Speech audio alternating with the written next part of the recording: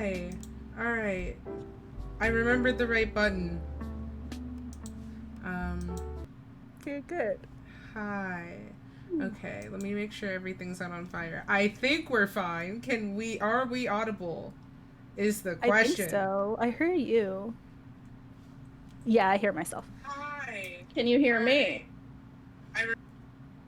Uh, no, because I literally just muted streams. I just, I'm not, I had to reconstruct all my settings after 1 week away, so hopefully everybody's audible. Okay, we're just gonna go for it. I'm sure somebody will yell at me eventually if only I'm audible. It'll be a very hilarious session. For a second, I Wait, thought I was okay, just frozen, but then I realized I was everyone, just sitting very still. everyone say hi really quickly. Hi. Hi. Mobile Okay, we're delay. just gonna go. We're good. Great. Cool. Okay, cool. I was like panicking for a second. Yes, Jake is back. Welcome back, Jake. Before we get into it, we have quite a few new friends. Because of last Sunday, which is exciting, and just over the week. So I'm gonna do a little bit of a spiel. For the month of October, we are raising money for the National Coalition Against Domestic Violence. All income to my tip page on Coffee will be donated to the National Coalition Against Domestic Violence. And that does include, that income will also go to the Chaos Bar, so it's like a 2-for-1, because it's all in the same place. So, if you feel so inclined to help us help survivors get the resources that they need and help them build up shelters that'll help people who need it, you can also work towards a completely random event that I will just pull out of thin air to kind of just shake things up and make things chaotic. If you'd like to also, as part of our sort of fundraising, we're doing a short classic horror themed 5e campaign on Sundays at 2 p.m.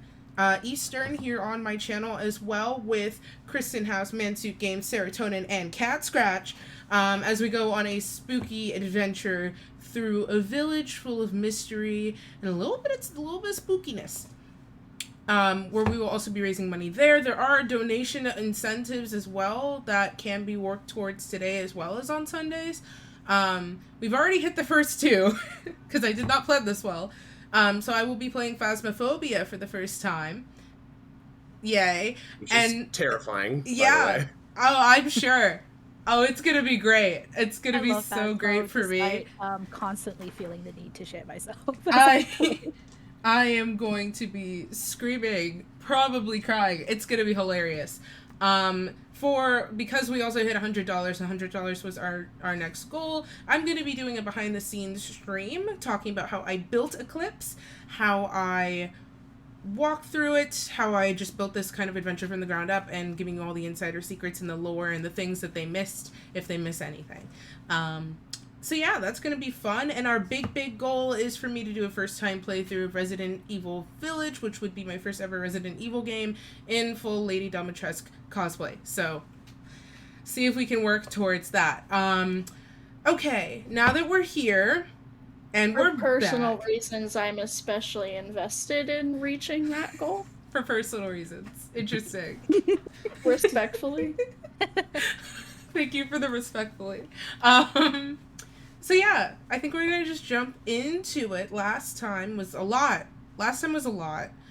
And I might not grab it all in this recap, but we sort of had a travel day, some travel time, and we kind of sat with Renori a little bit as she talked to Fishhook to kind of parse through the new information that she's learned about Casper, which if you've been with us, you'll know that we recently found out Casper is not just a normal guy.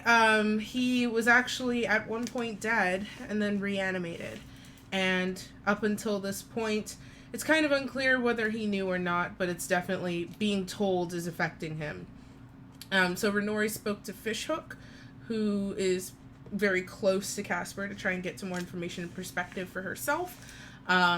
and receive some information about Casper's backstory, a little bit more clarity on how he died, and of course more complications to think through, as always.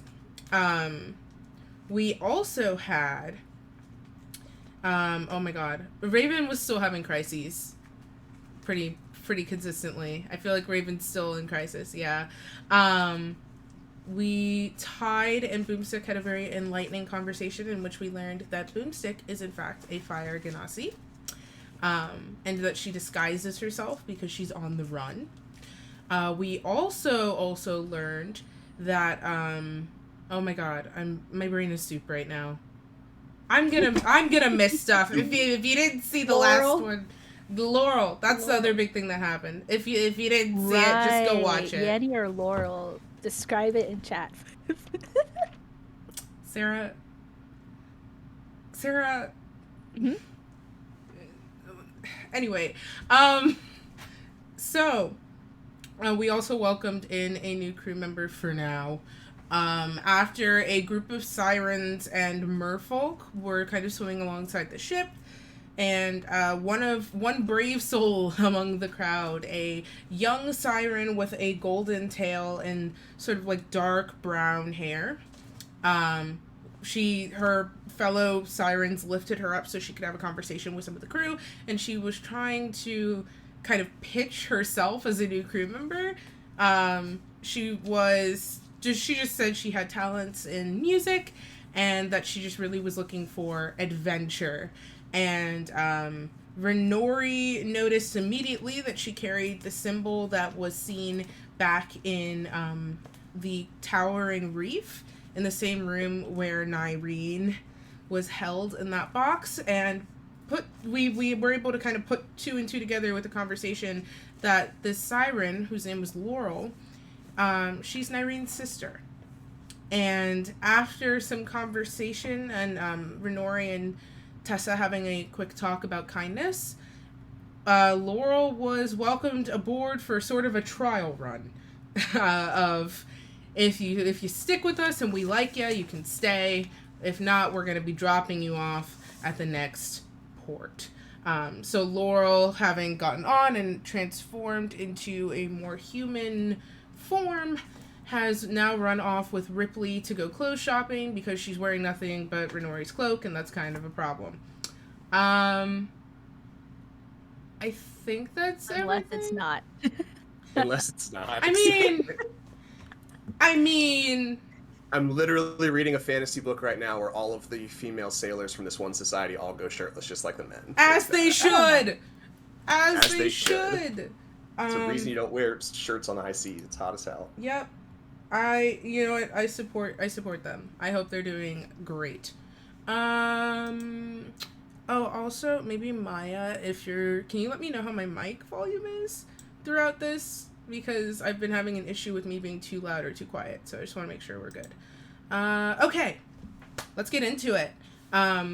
So, we're going to pick up a little bit after last set. Oh, another thing that happened, Renori and Casper had a very intense conversation in which Renori told Casper that they went, that Faustus and Raven and Tide kind of wasn't involved. He was just there.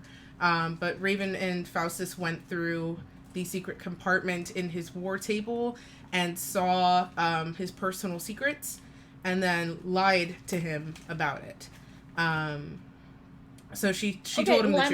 Let me clarify. Renori confessed her involvement in it and, like, her lying to him about it, whereas everyone else just kind of omitted it. She, like, straight up lied about it. So it wasn't about incriminating the others, more so about, like, getting it off her chest, because lying bad. So that is a very important clarification. Thank you. So that conversation was a bit tense. A bit. It's just a smidge. It's not like it took like I think we should go.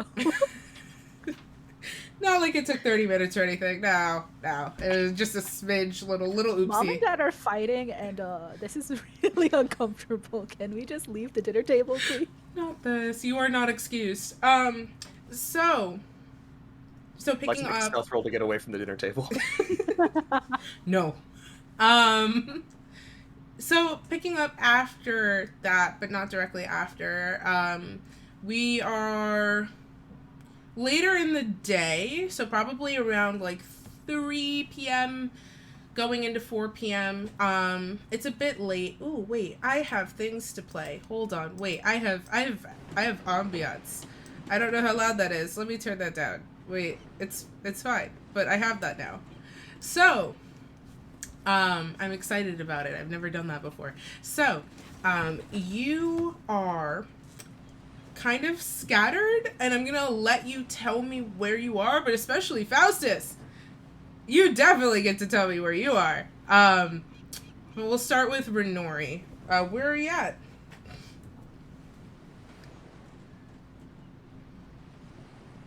Hello. I muted and unmuted myself 3 times in a row. Well, so it's been a while since she and Casper finished their conversation. But it was a lot. So, quite frankly, she would have probably spent this whole time just laying in bed, curled up, thinking about what she's done, especially because of the twists and turns the end of that conversation took. And right around like the end of that time frame, so like right as we're starting, Renori would probably finally slink out and head down to not necessarily talk to Fishhook, but just like kind of hang out in that vicinity, because she'd be feeling a little lost with the space that's currently existing between her and Casper, and would ideally be keeping an eye out for, like, Tide, Raven, Faustus, somebody to talk to, but would be keeping to herself until she saw one of the 3. Okay. Raven, where are you?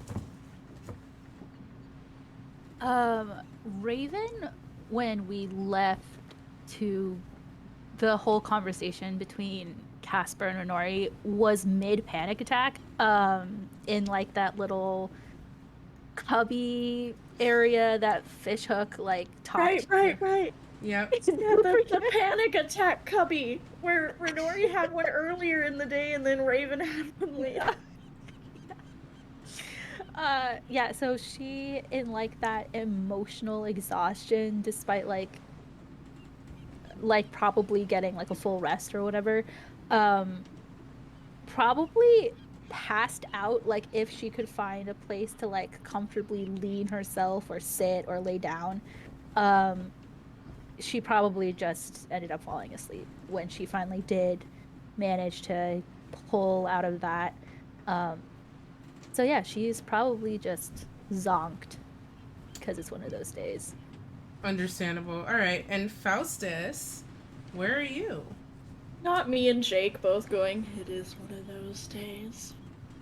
to take it to sort of the kind of the meta of D&D character leveling, Faustus has gotten like some new spells and abilities lately. Like that was his first time, the last time we had a combat using like a shadow blade and stuff. He'd never done that before in his life, and so he's probably kind of just spending some time on his own, kind of futzing with his spells and abilities, and just sort of examining his notes on his magic, and also probably experimenting with some like minor illusions on the crew from hiding, because he now has an ability where he can use spell ambush to get disadvantage for the target on their saving throw when he uses a spell. So he's probably just kind of goofing around and not really picking up on the level of intense emotional trauma that is being experienced by everybody else. So he's literally just in his own world, just sort of bopping around.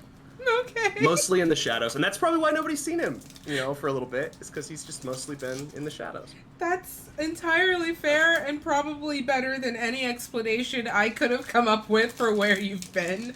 Oh my god. It's either that or he got seasick, but that hadn't happened so far in the campaign, so that felt... Not yet. Faustus yes, do Faustus just be is indeed vibing. vibing. Mm-hmm. So, let's start with Raven. So, post panic attack, yikes. Yep. You flutter open your eyes, like I said earlier, it's about 3-4 p.m. Like we're in that range of where the afternoon is starting to give way to the evening. Yeah, the heat of like the afternoon sun probably baked the shit out of that room that she's in. So she's probably like drenched in a layer of sweat, just like this is the worst way to wake up ever. Yeah, not a lot of ventilation. The hatch to that area does have lattice work in it, but it's not doing much. Yeah, she would immediately climb out, just like, please get me the F out of here. Alright, so you're on the top deck. You, there's some crew milling about, attending to the sails, attending to some of the cargo that's just kind of affixed to the ship. Fucking around. You see, like, a couple people, like, trying to play marbles on the deck, but the ship keeps, like, leaning side to side, so that it's, like, screwing with their game. And, yeah, it just seems kind of like a slow day. Raven, because she's in such a bad mood, will, I guess... Yeah, she'll use thaumaturgy to, like, fuck up the game even more. Okay. Just walk by some people playing a game, you're just like, flip the table. Yeah, essentially. Okay, She'll, like, make the marbles, like, disperse even more, and it's just like, dude, what the hell? Okay, so you walk by. She's very, like, upset right now. Do you, like, is it, like, more of a reaction thing, or are you purposely standing there and doing it and then walking away? It's only a verbal thing, so she'll probably, like, mutter under her breath as she's, like, walking by. Okay. So you mutter the incantation for, you said thaumaturgy, right? Mm-hmm. Okay, you mutter, the incantation under your breath as you stalk by, and as the ship, like, tilts down, and then it comes back this way, and the marble just, like, under their legs, which they've been using to kind of keep them in the sort of playing field, the marble is just fucking Lightning McQueen out of there. Gone. Nice. Oh man, sorry. Lightning McQueen just made me think about the lore of the Cars universe, and I want to throw up. No, anyway. Not here. This is a safe space, Sarah. This is a safe space.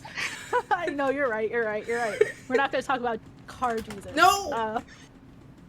You said enough. Hey. I have a lot to learn, I think. No, you don't. But not you right want now. Me to give the lecture? No, I don't. No, Anyway. no. I told the brew crew about ABO this week. We don't need to learn about the Cars universe here. This week That has just been subjecting very me to psychic damage, and then other people as a side effect.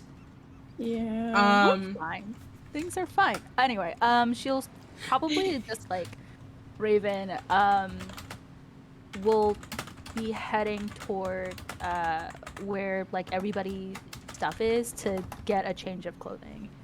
Okay. Because she's like, I need to not be wet anymore. Understandable. Okay, so you're gonna probably make your way to then the crew quarters. Mm-hmm. All right, so then we'll go over to Renori. You're in the galley with Fishhook, right? I mean, like, with Fishhook is, like, a very loose term. In his presence, right? Yeah, so, she'll honestly just, like, she'd probably, like, have picked up an apple and, like, be just, like, picking the skin off of it, like, mindlessly and meticulously. Like, listen, Like anxiety hyperfocus really be like that sometimes. And again, literally waiting until she sees any of her party members for a multitude of reasons. So you would see then, because the ladder is in pretty clear view of the galley in most places where you sit. And that's where Fishhook is right now. He's kind of just getting dinner prepped. It looks like he's going to be making like another stew. And so he's just kind of getting that stuff prepped, and you've been vibing in the same... Vibing is a strong word. Existing in the same space. And you would probably see Raven coming down the ladder at that point. I mean, you can vibe in a negative frequency. True. Anyway, the minute that, like... Pass the vibe check if you're going in a negative frequency. No, you fail. Yeah. I mean, the vibes are checked, but... whatever. Your Anyway, vibes are checked, but at what cost? But at what cost? The minute that Renori sees Raven coming down, she would say, "Raven!" and, like, perk up like a sad child who's eating alone at lunchtime. And try to, like, you know, like the kid that no one's friends with, and eats their Lunchable in the corner.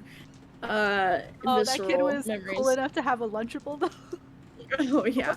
Mom loved him, but none of his friends did. Damn. Oh, no. Oh, Damn. I'm having flashbacks to my childhood. It's Oh, been I'm like so 30 sorry for minutes, the- and you're just psychoanalyzing us. I'm sorry for the visceral flashback. Oh, man. Yeah, so anyway, she'll just be like, Raven. Hey, Raven. Oh, sorry. Are you good to... Are you... And she won't, like, finish her thoughts because... Has Raven changed at this point? No, right? No, this is you just coming down the ladder. No. Cool. Yeah. Raven is not, like, even if she hadn't, like, sweat herself awake, because she would probably be in that emotional mindset of, like, the exact opposite of Renori, where, like, she sees somebody and she's just like, I don't want to see anybody, you know? So she's kind of just like... Also, the last time that Renori saw Raven, it was to complain about her sweaty hands. So, like, this Well, is... no, not Tide was the one who touched. Yeah, but, like, Raven's that was, sweaty like, the hands. last impression that Renori kind of had of Raven. So, Okay. the fact that she is... the fact that she ran away because of her sweaty hands and has reappeared in Renori's life, drenched head to toe in sweat. It's just, like, so, like... I can't. I want to implode in on myself from the embarrassment that's going on right now. So, so she's just like, oh, hey, Renori, I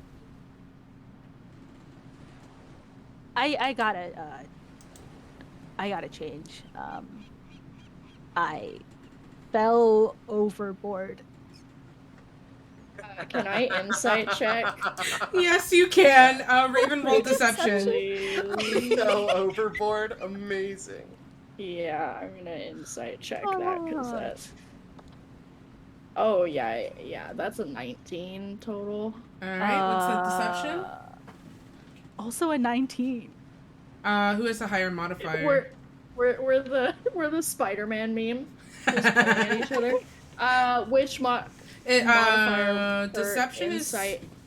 Insight is wisdom. Oh, we can't compare them. They're different modifiers. Okay, you know what we'll do? Raven, you... What's your passive insight, Renori? What's Renori's passive insight? Oh, yeah. Oh, yeah, that's like a 10 feature plus of your this insight. Game. 16. What's yours, Raven? What's your passive deception? We're just making things up. Is that a thing? No, it is now. It's just 10 plus your deception. You can Passive technically use anything, it. It's yeah. just not really common. Oh, and then it would be a 13. Okay. So here's how we're gonna settle this. Okay. So Raven, Fight for it. Sorry. your law. It's not We're that grappling each other. Roll strength to take each other out. Raven, your lie, it's not that it's good, it's just plausible. You know, like the way you deliver it is not at all convincing whatsoever, but because it could happen and you have fallen off of ladders, it's like ooh, but maybe there's a chance. Okay, but also like Sarah said, the last time Renori saw Raven, Raven was already slick and sweaty. Can I? You know, Let me get there. Hold on. I'm just trying to make my case. Renori, you know? the last time you saw Raven, she was very sweaty. Yeah. And and she is moist. So okay, so Spider-Man pointing me. Oh Christ, slick and moist in the same minute. Mm-hmm. I can't even believe this. Like in a sexy way, or just throw pulp and yolk in there while we're at it. You know. Gross words. Anyway, the stream's over. I'm unplugging my computer. Anyway, sorry. No one asked you to make it worse. Mommy, sorry. Oh my Mommy, god. sorry. Mommy, sorry. Mother apologies. Mother apologies. Mother forgiveness, please. Mother, right? Do you see? She's exposing her collarbones. Mother apologies. I hate it here. Throw her gluteus maximus in a backwards motion. Oh my god. Or south border, madre, lo siento, madre. Lo Oh siento. my god. Every day I wake up. Sarah. I'm gonna do it in Latin. I don't know mother in Latin. I only know I'm sorry, which is mea culpa. Okay, children, enough. I'm gonna get a spray bottle and just like sit down at your desk and play D&D. I am. It really is like herding cats, and I love it. Has Renori seen through the lie? We shall see. Or is it like a time will Spider-Man pointing? It's more of a Spider-Man pointing. Well, if you're gonna do that, we need a third Spider-Man, so Faustus enters the room. Okay. Faustus is here. He's just whistling a. Comes into the room. Faustus, just the guy I wanted to see. Raven is like, oh fuck. I'm confused by this reception, but I'm not against it. I've been meaning to talk to you, but you have cleverly hidden away in the shadows. So. Well, I have to keep my skills sharp. And I appreciate that. It is needed often when our lives are in danger. So thanks. Finn is going to do her best to to sneak off. Okay, Raven, go ahead and roll me stealth. Yeah, I was gonna say, please roll stealth. Raven, roll stealth. What's your passive perception, Renori and Faustus? Minus 19. Okay. Renori? 15. Alright. I think her lips said nat 1, but I can't hear her. A 4. I got a 4. Okay. A 4. Cool. In the middle of this, like, normal This pace. is why you have to keep your skills sharp. Look at her trying to sneak away. Yeah. You should probably start by drying off. Just a word of advice, Raven. You should probably dry off before you try to sneak around, because the sloshing and the squishing. Yeah, I fell overboard. I'm going to go change. Yeah, I'm not thoroughly convinced on the falling overboard thing. It took me a while to get back up. Okay, that's where I've been. Okay. I kept falling. I'm it gonna, was a whole you know thing. what, I'd really Raven, rather not talk Raven. about it anymore. I'm Raven, gonna go change. I'm gonna- She just Raven. opens and closes the door. I'm gonna let you have it, Raven. Raven is gone. Raven has moved out of the country. So Raven, Faustus, Sound take just sort a of seat. eyes the little bits of apple skin that are all over the table. yeah. Are you Renori, going to finish those, and the snake slithers out of the cloak? Well, no, the worm can have the whole apple Oh, if the worm so desires. And Renori will like put She's it on hungry. the table, put it on the table, and then Renori will say, "Hey, Faustus, I mean, can we chat? Sure. Are you gonna do You wanna your standing chat the whole time now? thing?" Or... I'll sit down if that would make it. Okay, that'd be great. Well, here I am. Seems you have something to get off your chest. Yeah, I mean, we just haven't talked in a while. And so, uh, you know, you know, um, and she's, You're doing very wonderful, sweetie. yeah, she's very visibly, having a difficult time verbalizing her feelings just because she hasn't fully processed through them herself. So, like, when you hang out with a friend and they're like, "How are you doing?" And it's not good, but you don't have the words for it yet because you haven't actually been self aware. Sorry, is that just me? Anyway, uh, Renori would finally, like, just let out a loud sigh. So I don't think you were around for the conversation where I told people that I have spoken with Saloon, and we're running around doing things for Saloon anyway. So it was just really mutually beneficial to enter into a sort of bargain with her, A so that bargain. I could. That's how I like to describe it. That's what I am comfortable with. But fighting Umberly was sort of the tip of the iceberg of being scared of what if something happened to any of you and I couldn't do anything about it. Um, I don't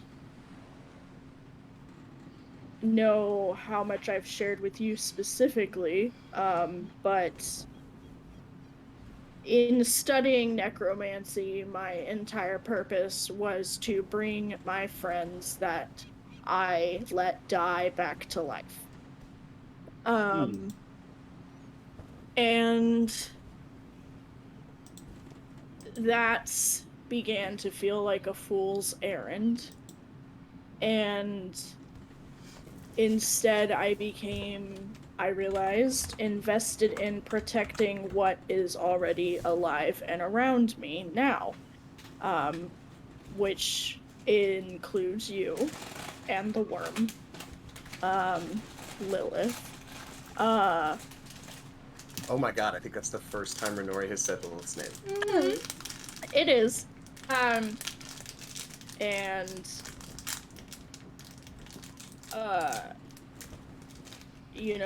making that arrangement with Saloon lets me do that. Because I'm trying to become more invested in the future instead of the past. And I wanted to let you know that because I wanted to let you know that you can count on me. I want you to be able to count on me, especially when we're in dire situations. And I have normally played a offensive role, but that's something that everyone in our group does. And I think perhaps I'm better as a supporter. Not all the time, but maybe just more of the time than I have been. And so I wanted to tell you that and let you know, because things are not gonna get easier, especially not since we've pissed off the bitch witch or whatever her name is. Bitch Queen, actually. Right, bitch queen. That's worse. Does that mean she's a queen and a bitch, or that she is the queen of bitches, do you think? I think probably both, Yes, it could be based on our inclusive. interactions with her. But, you know, beyond telling you that, you know, there are some other things to tell you about, but I actually kind of wanted to just see how you're doing, too. Like, Well, how are you? I I I stepped foot on this ship at a promise of profit, and I know that profit comes with risk, and I'm not entirely surprised that I'm surprised by the nature of some of the risk that we've faced, but not necessarily. I knew that it was I was putting my life in some danger by coming aboard, and I did that on purpose. So you don't necessarily owe me protection. I appreciate that, but Raven I'm now is changed and walks back in. Okay. All right. It's She I'm tries not to think. accustomed to being surrounded by people who take an interest in me, so I'm not quite sure how I feel about that yet. But I think I appreciate it. yeah, that's okay. I'm not used to well, I'm not used to this, the protection thing. And it's also, I just want you to know that, like, I don't feel like I owe it to you. It's something I want to give because I care about you. And we've disagreed kind of a lot more than we've agreed, but I wanted you to know from me explicitly that even with that, I do care about you. I have lived a life largely characterized by me being a coward, and not Well, trying. I don't know if that's fair. Well, you don't know. But you're here, aren't you? That took Yeah, but courage it's to step aboard the everything. ship to. I like, Yeah, Raven. I like to She's imagine Raven's trying just to standing sneak, there. like she's just man standing. Um, she, uh, she's trying to like. She opened the door, heard the level of the conversation, was like, and like is now trying to like sneak Stealth, tiptoe. Like, please. yeah, I know. I already rolled it. I only rolled a 6. Oh, cool. So you open the Raven, door. don't go! Don't go! Renora's pouring her heart Raven. out. You open the door, Raven. and She's saying as you really nice pass things to me. by, Stay. the door like creaks because of your movement absurdly loudly. God Hey, damn it! Raven. What? You should come over here. But also, you ruined a moment, and you owe it to us to come over here now. So, like, I That's already good. wanted you That's over good. here, Emotional but manipulation. also, That shows we're really friends. I was about to say how's I this? don't think that emotional currency works like that. Um, It's called having a dark sense I am of going humor. to have to Everyone, agree with. please. I'm going to have to agree with Renori. I think you owe us a debt, and you should come sit down. how much gold? Well, Are you that's up asking for how much gold? negotiation. To get Yeah. out of sitting down to talk with us? Why are you so I- adverse to sitting down and talking with us? You're dry now. It seems like you should be in better spirits. Is everything all right? She'll just like plop down and just be silent. She won't say anything. She'll just Yeah. let this conversation still happen. Yeah. Okay, so actually, now that you're both here, I'm just gonna word vomit this out really quickly. Let me know if you need me to go back over anything, but I've had a harrowing, like, last day and a half where I learned some things.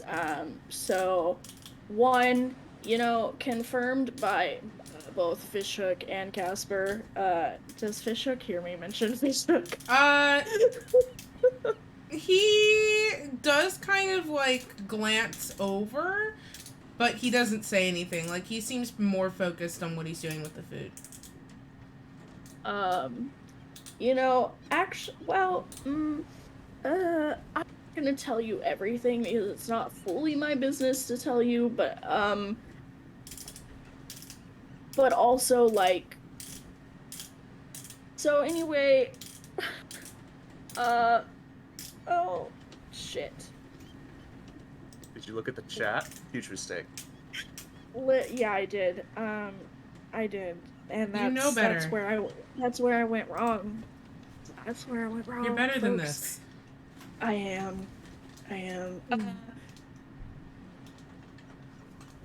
Actually, let me start with the most recent thing. I felt icky and horrible about keeping it from Casper that I went through his things with the two of you.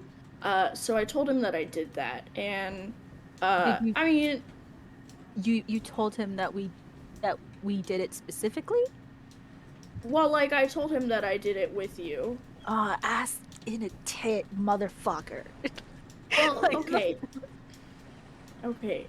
This is my whole listen. gimmick. It's doing things that people don't know about. Okay, well, first of all, Faustus, if you thought that anyone thought you didn't go through their shit, that was an incorrect thing on your end, because everyone knows that you've probably gone through their shit. Like, I just live with the assumption that, Faustus, you've seen things that I didn't want you to. Like, I haven't gone through any of your things. well, let me just put it this way. That's surprising. Oh, wait, real quick. I just want to interject and remind Faustus that he has that engagement ring he stole. It's important to Wait. me that you remember you have that. Oh, shit, I forgot about that. Yes, I did This forget seems I like had a that. good Hold on. time to remind you. oh my Please god. continue. God. Anyway, I'm continuing. I do have it written. I do have it actually written down in my inventory. But I Okay. just forgot about it. All right. Thank you. Mm-hmm. Anyway, listen, the thing is that he was mostly angry with me, I think. I don't know, it was a very confusing conversation. Things should be okay now, but I do think... Let me put it this way, there are some things that I know now that it is not my right to share with you, but that I know would be shared with you if we had a conversation with Casper now, that helps illuminate a lot of the things that have been confusing and complicated about him. And Hyde has decided to give him the benefit of the doubt and has decided to trust my judgment, and I'm not asking you to be best friends or anything, but I do think a conversation in the near future with him in perhaps a kinder, less aggressive and inquisitional state would Yes, be I do. helpful. I do. Maybe since everybody's expressing all these complicated emotional things, it's worth noting I do regret the tone and intensity of that conversation. It's not really my speed or what I typically do. I personally at the time felt a little bit backed into a corner, but I'm willing to have a conversation with Casper if you think that that would help to clear things up. I would love to be at sea and be a pirate. That's actually sort of a childhood fantasy of mine that I was very happy to fulfill. So if I can keep this thing going, I'd be happy to have a conversation to make that happen. Yeah. I appreciate. Thank you, Faustus. That I don't Point think you of know. order, DM real quick. Yes. On the engagement ring. Where did I steal that from? Was it from Nyrene's Nyrene? finger. Yes. Yeah, Okay. So I'm not gonna say anything about that. I was gonna say if I'd stolen it from Casper, I might return it, but I stole it from her, and I don't really care. So No. that I'm Yeah. All right. Yeah. Well, we did get her sister as part of our crew now. Yeah, her younger sister is now You would, on and our Faustus, ship. you would have witnessed that whole, the sirens, kind of like helping her pitch herself to y'all, and her coming aboard. Like that was a very public event, so you would know that happened. I would have observed that from the shadows. Yes. Mm-hmm. And Oh, fear. Also, yeah, Jake, I don't know if you remember, because I had to look back at my notes too. When everyone was like, so Tessa and Tide were present, but they didn't go through anything. Renori didn't go through anything until she got frustrated that no one was getting the war table open, because we figured out it was hollow, so I helped open that up. And then you were trying to steal some of the scraps of paper, Yes. but But you heard my familiar go in there. I recall now. yeah, Yes. and it was then that Renori yelled at Faustus about it, and Casper was like, "What?" And then that's when Renori decided to lie about it and was like, "Oh no." Oh, yeah. Yes. So that was Right. the conversation that you missed was Renori saying, "Hey, so remember when you were like, hey, what? I lied. This is what was happening, and I lied straight to your face about it." And anyway, so that's that. Okay, so anyway, that's really, that's it. Hey, Raven, are you good? You good? Yeah, like the entire time that Renori was kind of like expressing that, like there would be kind of like what Raven's main takeaway was like she's going to have to care enough to like speak to Casper, right? Which is just like another person that she's going to have to learn more about and care for. So like that feeling when you start to feel overwhelmed and you can almost like feel and hear your pulse in your ears. That sort of like slowly built as Raven was kind of like spacing out, just like hearing to Renori. So when Renori is just like, "Hey Raven, how are you? Like what are you thinking?" She's just like, "Faustus, do you still have that tiny hammer?" He reaches and he pulls out a piece of wood with a hammer on it. Yes. Yeah. Did we should what does that do? I have no idea. Cool. What does that do? Just have a golden hammer attached to wood, and the euphemisms do not escape me.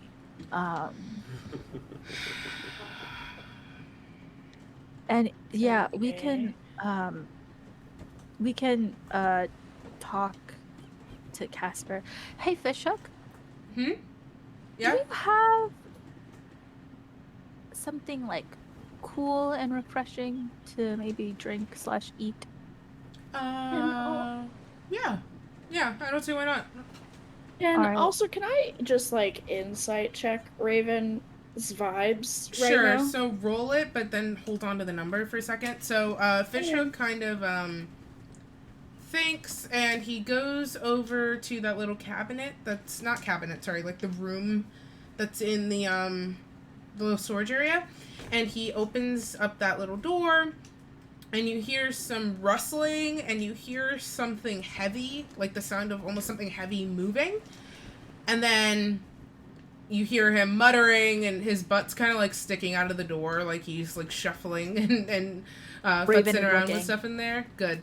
And he, after a little bit, backs out with, there's 3 of you, 3 cups stacked, like 3 wooden cups that are stacked, and then a pitcher, an open top pitcher of something, and he seems very intent on not sloshing it.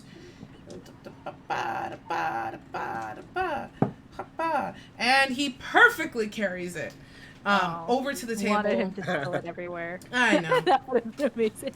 He carefully lowers it down in the center view and then doles out a cup for you each. He goes, fresh lemonade. Made it myself. Lemonade? Oh, have you not? Okay, so it's kind of new. It's catching on in some of the kingdoms, but not everywhere. And I picked up a recipe, and I kind of keep it with me. So it.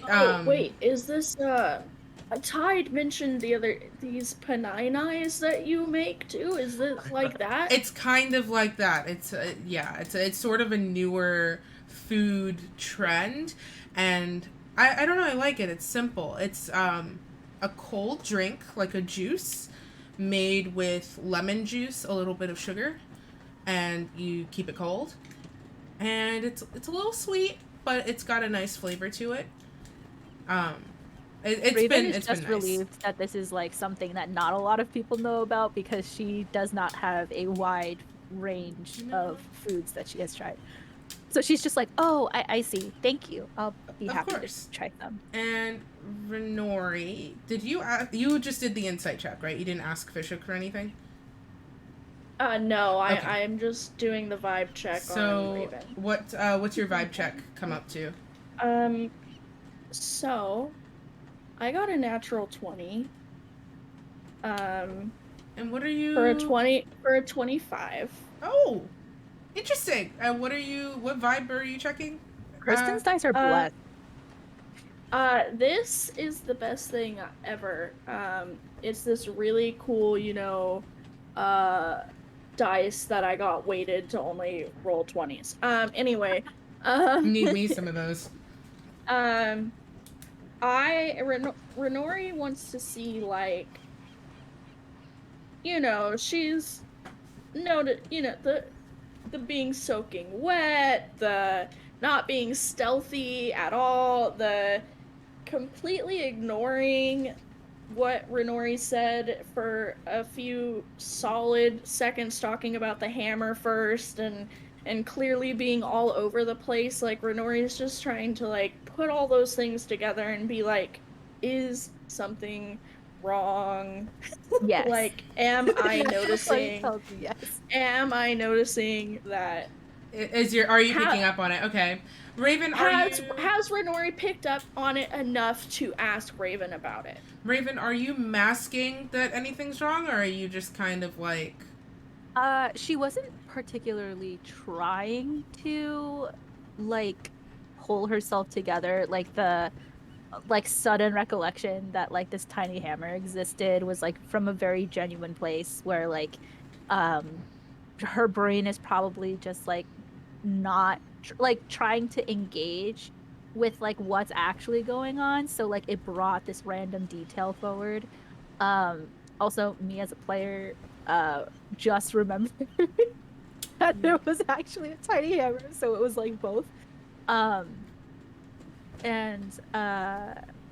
So I don't think she's necessarily trying to suppress that something is wrong. She's actually just trying to not engage with it at all. And in that way, she's trying to, like, pretend nothing's wrong. You know what I mean? Yeah. Renori, so you would pick up on the avoidance, and Yes. I think you'd be able with a 25 to put together the pieces. Yeah. Okay, so, like, as Fishhook sets down, like, the lemonade and, like, explains what it is he pouring us all one, or? No, he leaves the pitcher. He kind of, like, taps the table, leaves the pitcher for you, and then he goes back to dinner prep. Yeah, Raven is probably pouring and, like, drinking some lemonade for herself at that point. Yeah, Renori would pour some for her and Faustus. Sorry, I got a snack delivery. Yeah, so she would pour some for her and Faustus, and instead of actually taking any for herself, she would actually go for Lilith and, like, set it forward.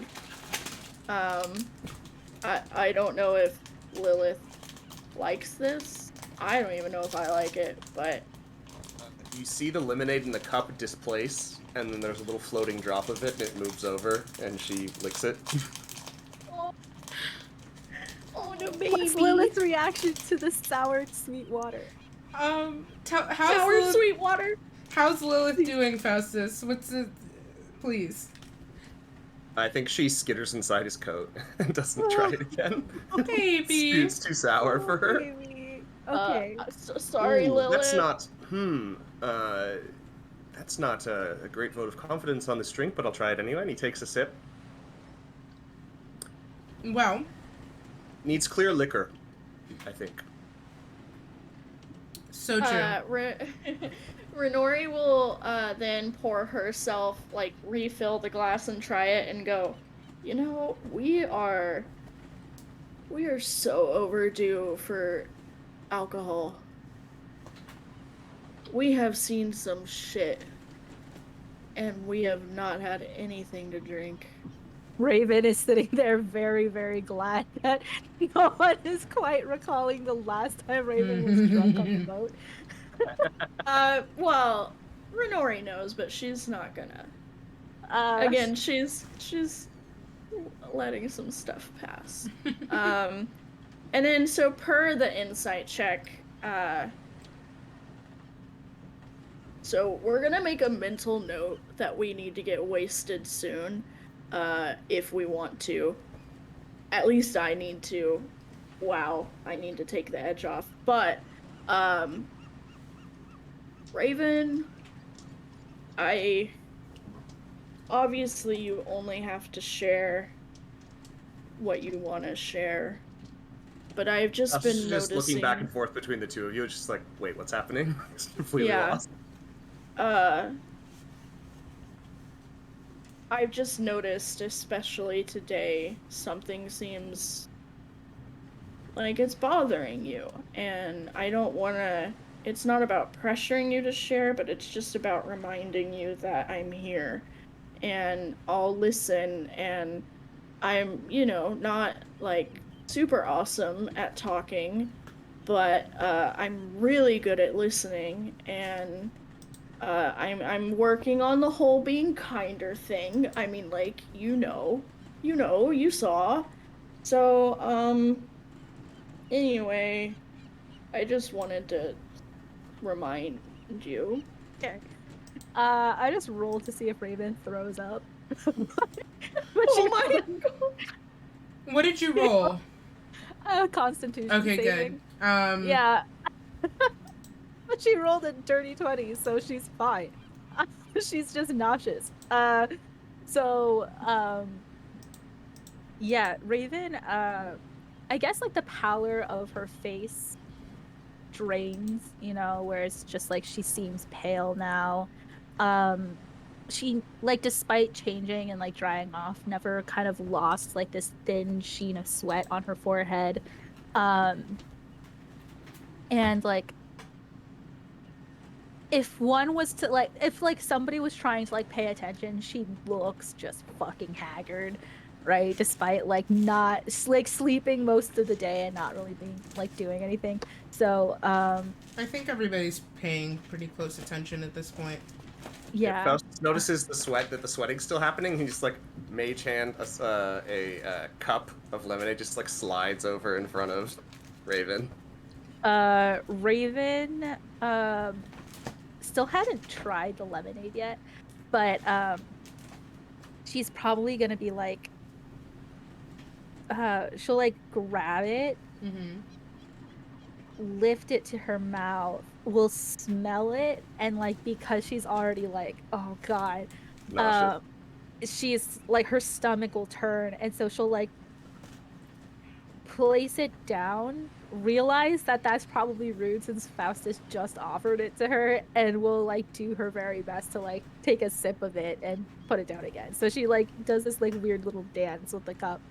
All right. And then yeah, exactly. And so she'll just kind of be like,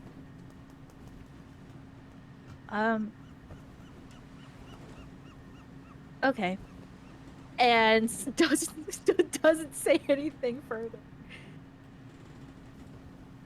to what Renori said. Okay, well, just as long as you know. Okay. So like, so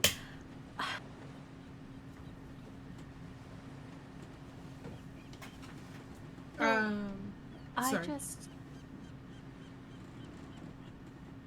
Have you ever been forced in a situation where where you might have to do something, but you don't particularly want to, but at the same time, like, you could, and it's not like you're completely against it. So it's just a hard decision overall. Um, Yes. yeah. Okay. Um, what was that like for you guys? You go ahead, Faustus, if you want. It's Faustus' turn to do a little dance with his lemonade cup. Take a sip. I'm not the best well of advice, Renori. I think maybe you should start. Well, this is not a vote of confidence, that I am, but I'll try. Um, it's gonna. My story is a little bit in a roundabout way, but it'll get there, I promise. I am coming to realize that I have only told Casper about myself, really. Uh, Especially some of the shittier details. Um, I,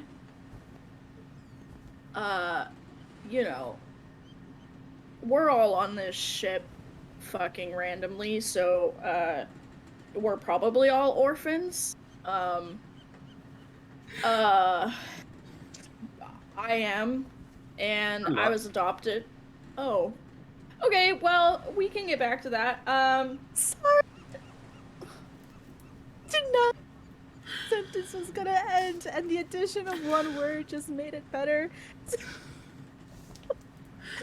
Oh man, I'm so sorry. Yeah, yeah, yeah. Um, yeah.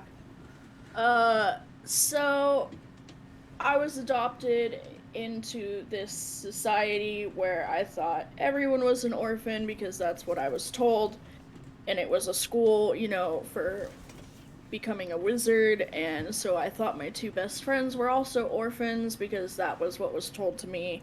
And then I found out that they weren't, and I had actually been spending the local holidays with them and their family every year, and modified memory was just being cast on me to make me forget that that was happening, to keep up the illusion of being an orphan.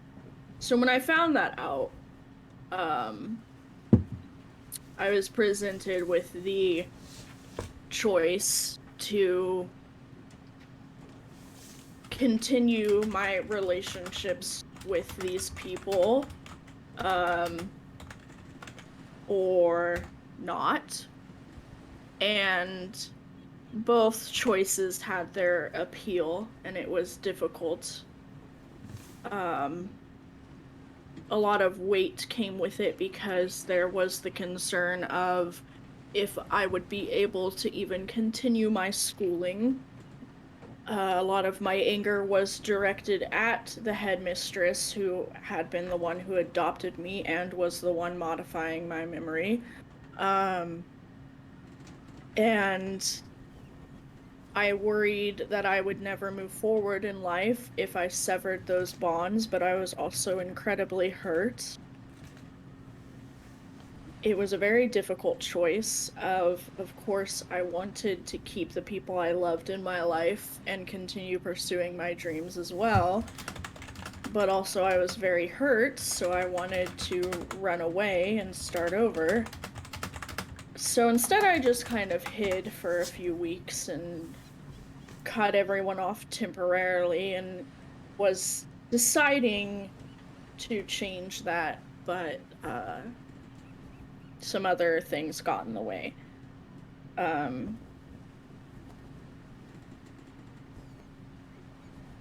I don't obviously know what it is you're struggling with specifically, what choices you do or do not need to make. But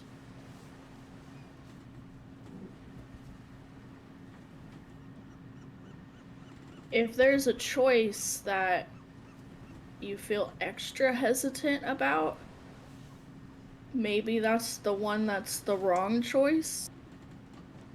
If there's a choice that you find yourself thinking about more because you're worried you would regret that one more, maybe you would regret that one more? But I don't know. I'm shit at making choices. I'm really shit at it, actually. Instead of committing to things, I tend to stand still, frozen. The fact that I've made any choices in the last month is astonishing to me. I could probably provide maybe slightly better advice if I knew more, but it's about what you're comfortable sharing. So, you should never do anything that makes you feel icky. I don't know if that makes sense, but a lot of the choices I made make me feel icky and made me feel icky, and I wish I had thought about that more in the moment. Raven will kind of wordlessly like look to Faustus now, like it's his turn to start talking. You'll notice he's looking down, and he just says, I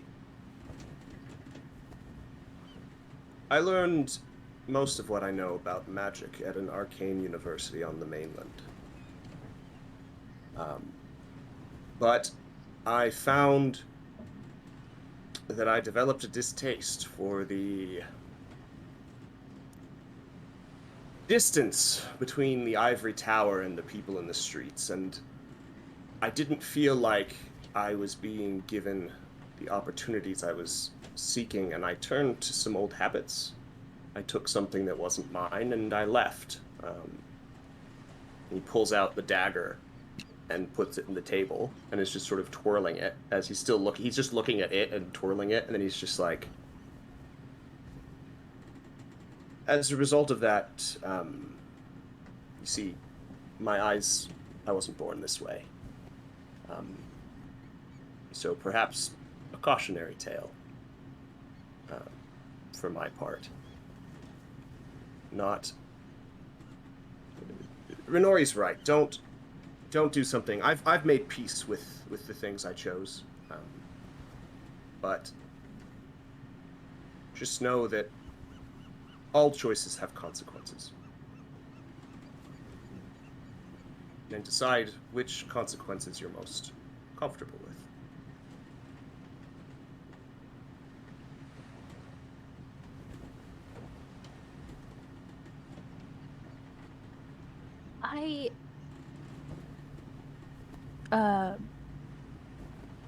I'm sure you might have been able to piece this together, but I'm a warlock. Oh, yeah. Yeah. And Yes, I mean you don't even have a spell book of any kind. I would assume you had to be something else, something different than me and Renori. yeah.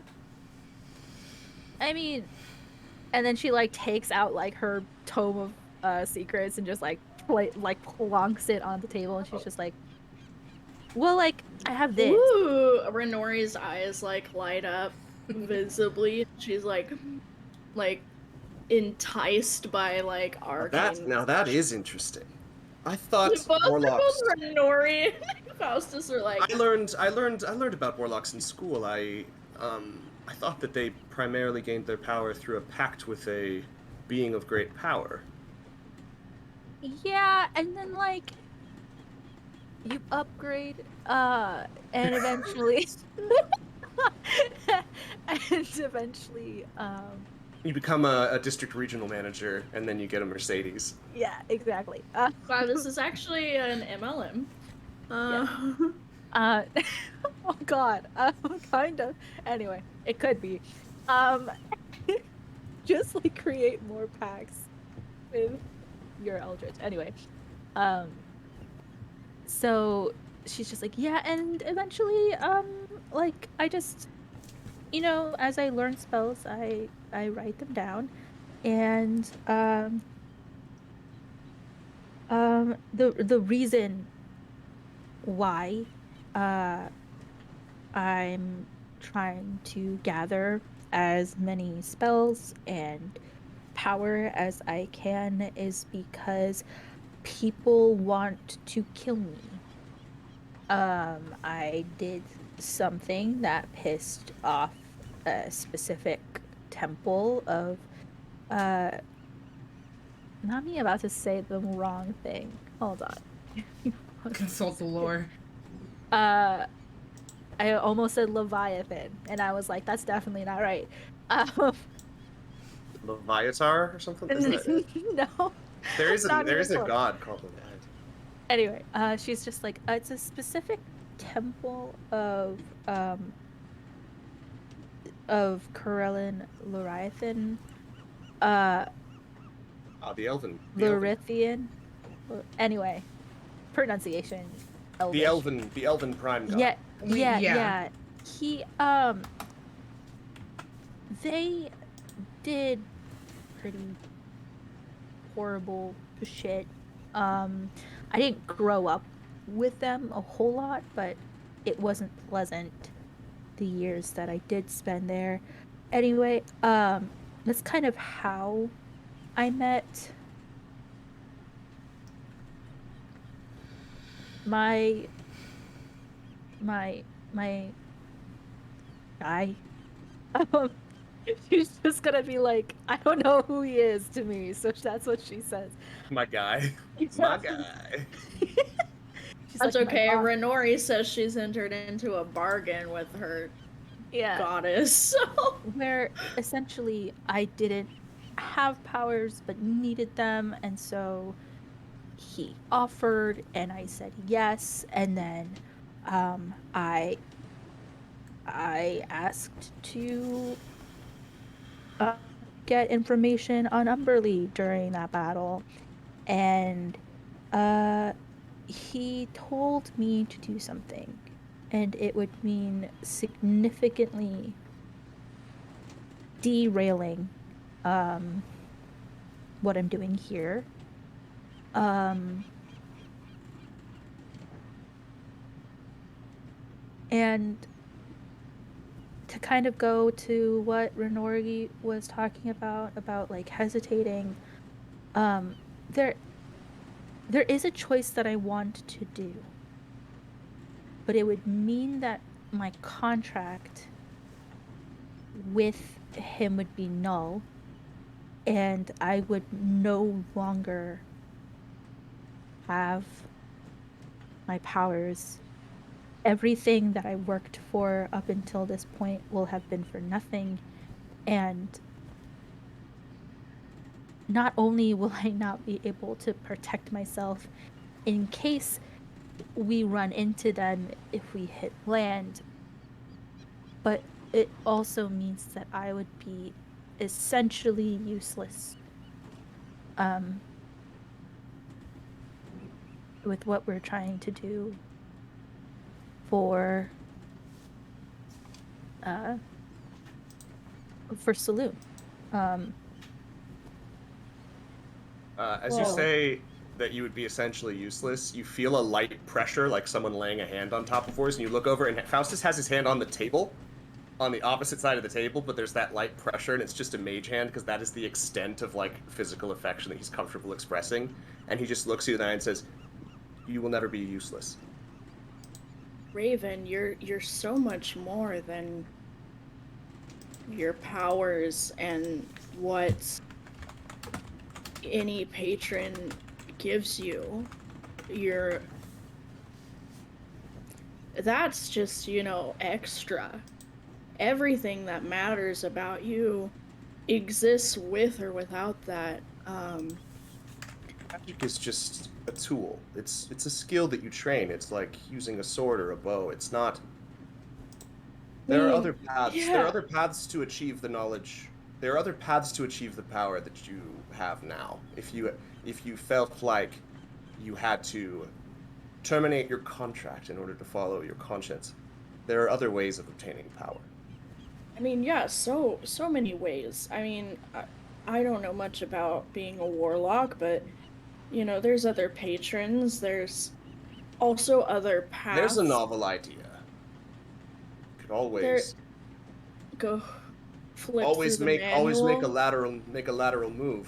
Find somebody else Get who's willing to make a promoted to deal. district manager in a I different mean, area. I mean, Kristen just made a bargain with the moon god, so and I have my own thing going with my deity, so Yeah, You pause and come back to that. Faustus. What? Interesting. Um, yeah, Raven is on the same page as Renori, just being Yeah. like, what's up? What's going on? I'm gonna I, I'm gonna finish my Raven talk really quick, No, Faustus. I would really just like to discover this tidbit. Deity? Who? well, most of us in the realms worship some sort of deity. Okay. But like in the way that's like, oh wow, you're so cool. I'm gonna give you some powers now. Is that like It's not really how he works. how does he work? No, we're more. Think of him as a very skilled peer, more than a master. Okay. You familiar? So, like, Are you familiar with Mask? You guys can do me a religion check. oh yeah, I'm so good at that. I'm Am I? natural 20. Wait, I might. This might end up being okay. This might be okay. So we have a natural. Dirty 20. Okay, we have a natural 20 and a dirty 20. 27. 27 and a dirty 20. Altogether. Wow. Yeah. All right. You would know that in the Pantheon, Mask is the he has a common name of Lord of Shadows. He tends to represent thieves, just those of not necessarily all like a bad reputation, but more those who operate in the shadows. He is pretty much a loner who takes care of his whims by his own hand to ensure that they're done correctly. And probably his most defining feature, as spread by both his worshippers and those who have had the privilege to supposedly see him in person, is the intricate mask that he wears. And you would definitely know that, as that's one of the that mask is the feature symbol of those who worship him. You know that there's definitely a lot more folklore around him, but he's not necessarily one of the forefront gods. So this is the base that you know about him. Yeah. Would Raven's time on the streets inform her more on this a little bit? Yeah, you know that pretty much anyone that works as a mercenary or is a thief or has stolen, especially most common is those who have gotten into thievery and gotten caught. They probably carry Mask's symbol with them as sort of a sign of good luck. And I would say what Faustus is describing, that sort of relationship, is pretty common in his followers, so to say, of thieves have respect for other thieves mostly, so long as they follow a code, and seeing their patron god as a peer is kind of the more popular way versus a temple with proper worship that you'd be familiar with. He's sort of like a name whispered among the shadows, quick prayer before breaking in somewhere, kind of. Got it. Faustus, that tracks.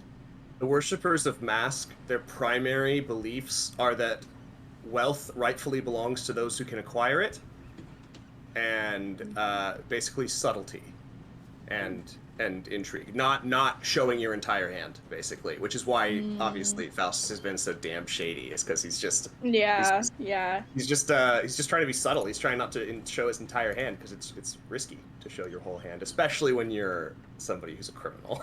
Exactly. Just openly tell everybody, hey, I'm a criminal. Yeah. Raven, despite like fully kind of like understanding what Faustus is talking about, she's just gonna kind of lean forward and go, "You have a mask thing? Like a thing from like a Raven. Well, yes, but that doesn't have anything to do with deity.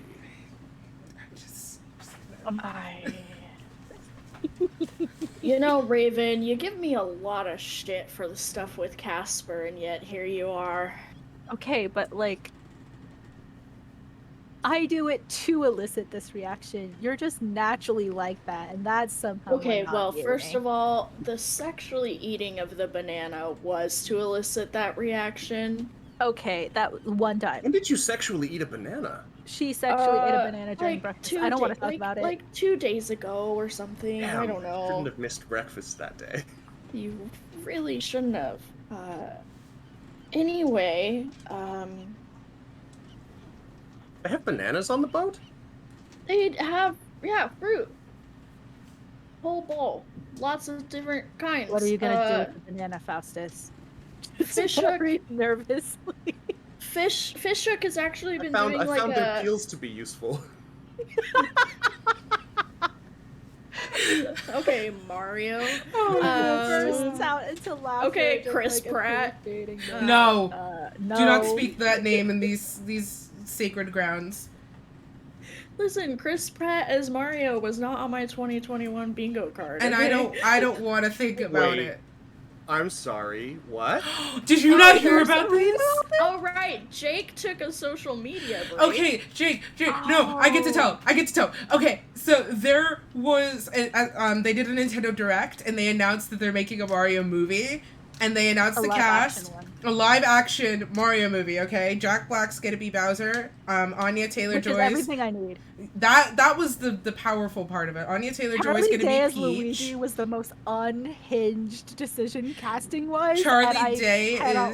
Charlie Day is going to be Luigi, and then they announced Chris Pratt as Mario. But it gets better. I'm sorry, Charlie Day is going to be Luigi? Yes, it gets better. They said apparently... For that alone, I'm paying to see this movie. Apparently they're making it a modern rendition, where you'll see the heroes using things like Tumblr and Twitter. What? Yeah, that was a recent development, and we're gonna see how that movie goes. It's gonna be great. Also, honestly, I don't know if it was a meme or a real quote, but honestly, are they gonna make Bowser like not an actual turtle? They're gonna make him like a CEO or something.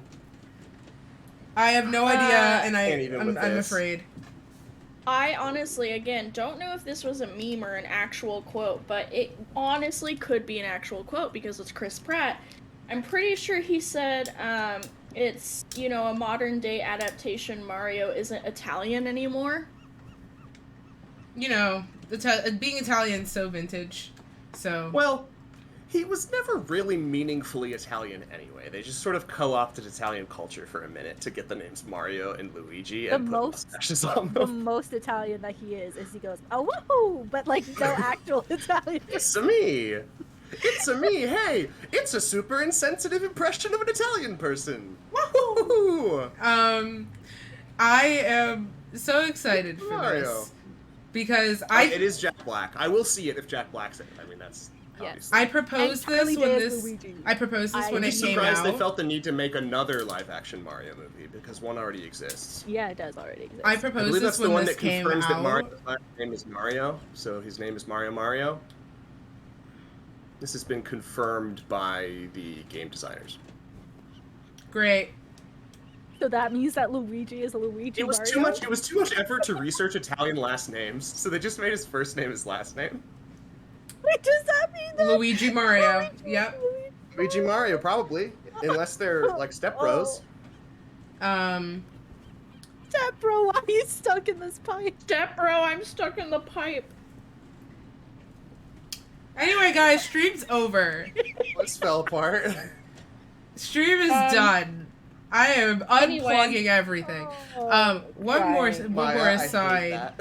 One more aside before we go back to our adventure here. I think this would be significantly improved if Jack Black played everyone. Yes. I agree. And it was just never talked about. It was just a one-man stage show just recorded live. But Charlie Day is still Luigi. That's fair. I'll take that. All of the other characters are Jack Black. Yeah. Yeah. I really do need Jack Black as Peach in my life, personally. Bringing us back to the present, because I don't know where we just went. Nowhere. So, God, I forgot everything that's happening. I have something to say, me. so it's all good. Renori will, like, absorb the information about the mask and everything. And recall, the minimal information she knows about it and piece together a bit of, So Faust... I haven't really had cause to use it because we've been on the ship, but you haven't really seen my full look, so I feel sort of like it's upon me to do this now. He pulls up his hood and reaches into an interior pocket and pulls out a little eye mask and puts it over. It's like a little Robin night mask. But because of the way his eyes are, it's just like a full. Just full. It's like a black stripe. Yeah. Okay. I love it. Faustus, you look quite dashing like that. Just like this is really only something you use in an urban environment where someone might. It's not really as useful at sea, but.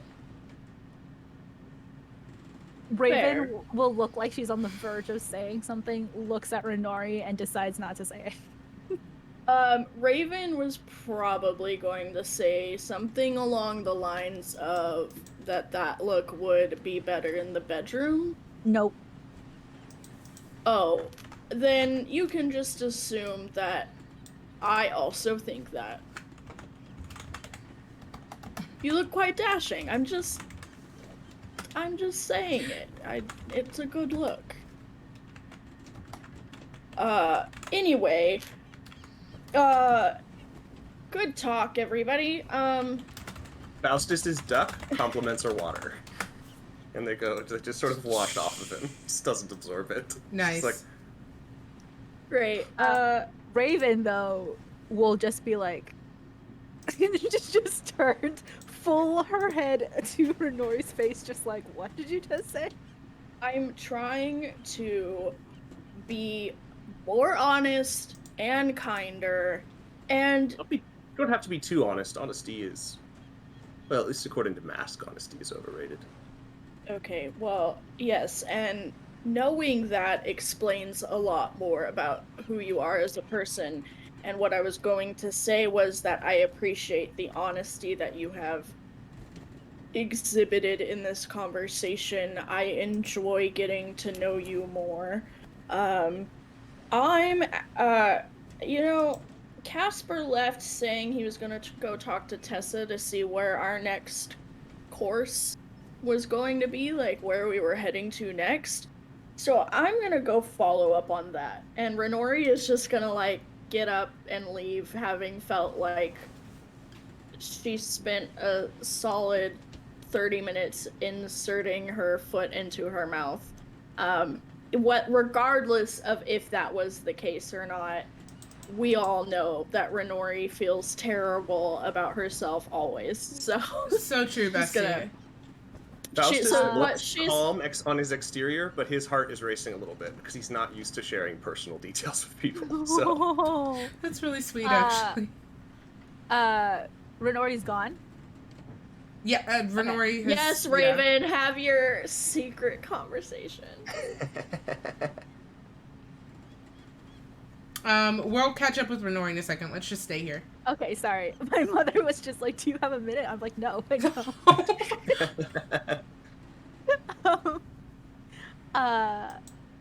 So Raven's just gonna lean over and she's just like, "Does it stay on?" What? Oh my Um, god. Does what stay on? The mask. When? Like all the Um, time, you mean? Like when I'm wearing it? Yeah, it stays on. Stays on fine. yes. That's sure. Raven, He says, actually, yes, it does have to be tied, but and it drops off his face because I can keep things in place if I want to. Yes. He could just mage hand it to his forehead, basically, if he wants to. I really wish. I know your mage hand's invisible, but I really love the visual of what it wasn't, of just seeing the hand there in front of your face.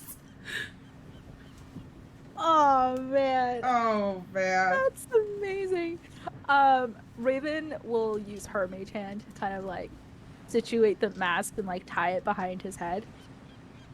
And she's just gonna be like, in a sexy way, or In a sexy I way. mean, if there's tension, there's tension. You know, I'm not gonna say anything. um, That's fair. but yeah, she's gonna tie it on and she's gonna be like, that. I appreciate that that's how you took my question. And she's just going to be like, we should probably go follow up with Renori, though. Are you gonna? Yes.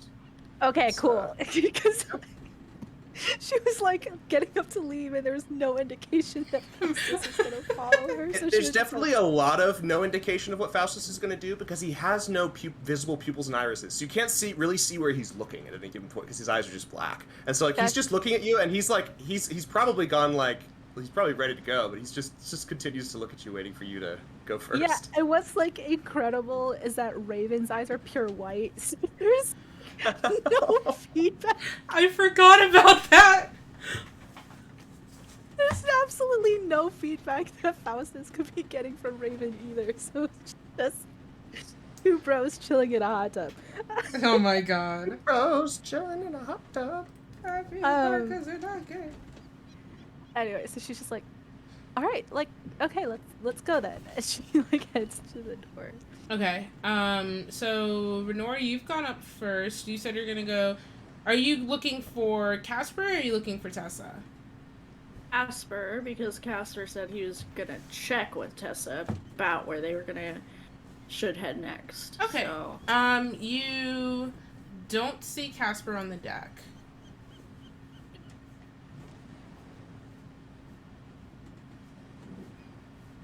Okay, I'm gonna peek into the captain's quarters. Okay. You do see the faint flicker of a lantern sitting at the table, and you see him. Yeah, you see him kind of standing at the far edge of the table, because it's like two heads of the table. He's at the farther end, and he's got like maps spread out in front of this lantern that's got like closed in glass around it. And you see him just looking down at all the parchments that are spread out. And he looks up when the sunlight kind of filters in a little bit more. Ren?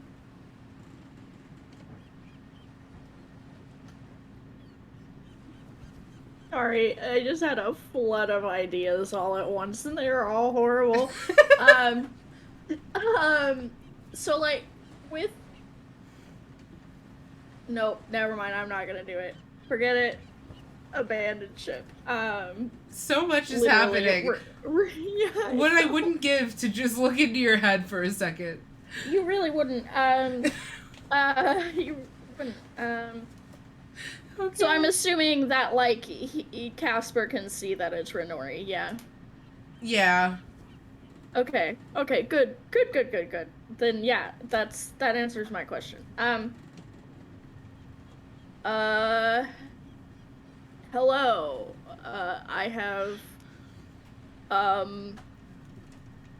I am requesting permission to enter. Yeah, you can come in. Thank you, kind sir. And she's like, hesitantly, like, step back in, super, like, listen, they didn't like leave off on like a. I mean, they left off on like kind of a funny note, but also kind of like a Very true. Very true. not awesome one. So, that's why she's being overly awkwardly formal. Understandable. And so she'll step in and like just be like right inside the door, not like fully in the space, and awkwardly like have her arms crossed behind her back, her foot kind of like scuffing at the ground back and forth, looking at her feet, truly actually terrified to make eye contact. And honestly, not sure what she wants to say yet. So she'll just exist. Okay. He watches this painfully dragged out, awkward shuffle happen. Like you see him, like he's standing at the table, he's looking down, and then you see him kind of, like, you know, how people like look up, like this, sort of, like. Yeah. His gaze keeps flicking up towards you. And when he sees you just standing there, he just sighs like, I'm not... Just... You can come sit. This is weird for both of us. You could just come sit. And like she'll go and sit at like the other end of the hollow table. Okay, you sit down, and I like to imagine, that the chair kind of like squeaks awkwardly against the ground as you pull it out to sit. He doesn't say anything. He's kind of murmuring to himself, and you see him dragging his finger across a few parchments. Because you're sitting there, you see them, and you're probably relatively familiar with these maps. It's been the same ones he keeps pulling out over and over again. You see the general map of Faerun as a whole. You see a more closed-in, sort of zoomed-in map of the bay, Shelleen Bay, where you've been sort of operating and sailing around. Mm-hmm. And then you see a few more zoomed-in views of, like, some island chains and things like that, and he's just kind of shuffling them around. But he doesn't say anything to you. So, any luck with Tessa deciding where to next? We have a couple options. She gave me 2 locations. I'm trying to figure out where one of them is. I know where the other one is, and he shuffles that larger map of Faerun so that you can see it, and he taps a region, and it's called ba ba ba ba da da da da da da da da da. This is the DM lost her notes song. Give me a second. This is fine. Oh my gosh. Billboard Top 100? Thank you. The mixtape will be dropping next week. So, you see him point at this, like, very large region on the eastern continent that is on this map. This map is in, like, faint inked colors, and it looks pretty worn and old. And, the edges of it are sort of fraying, and you can tell it's a sailor's map just because, like, it kind of looks crusted at the edges from, like, salt exposure. And he points you a region called... life hack when you pull things up on your phone. He points you to a region called Al-Hasari, which is spelled A-L-H-A-S-A-R-I.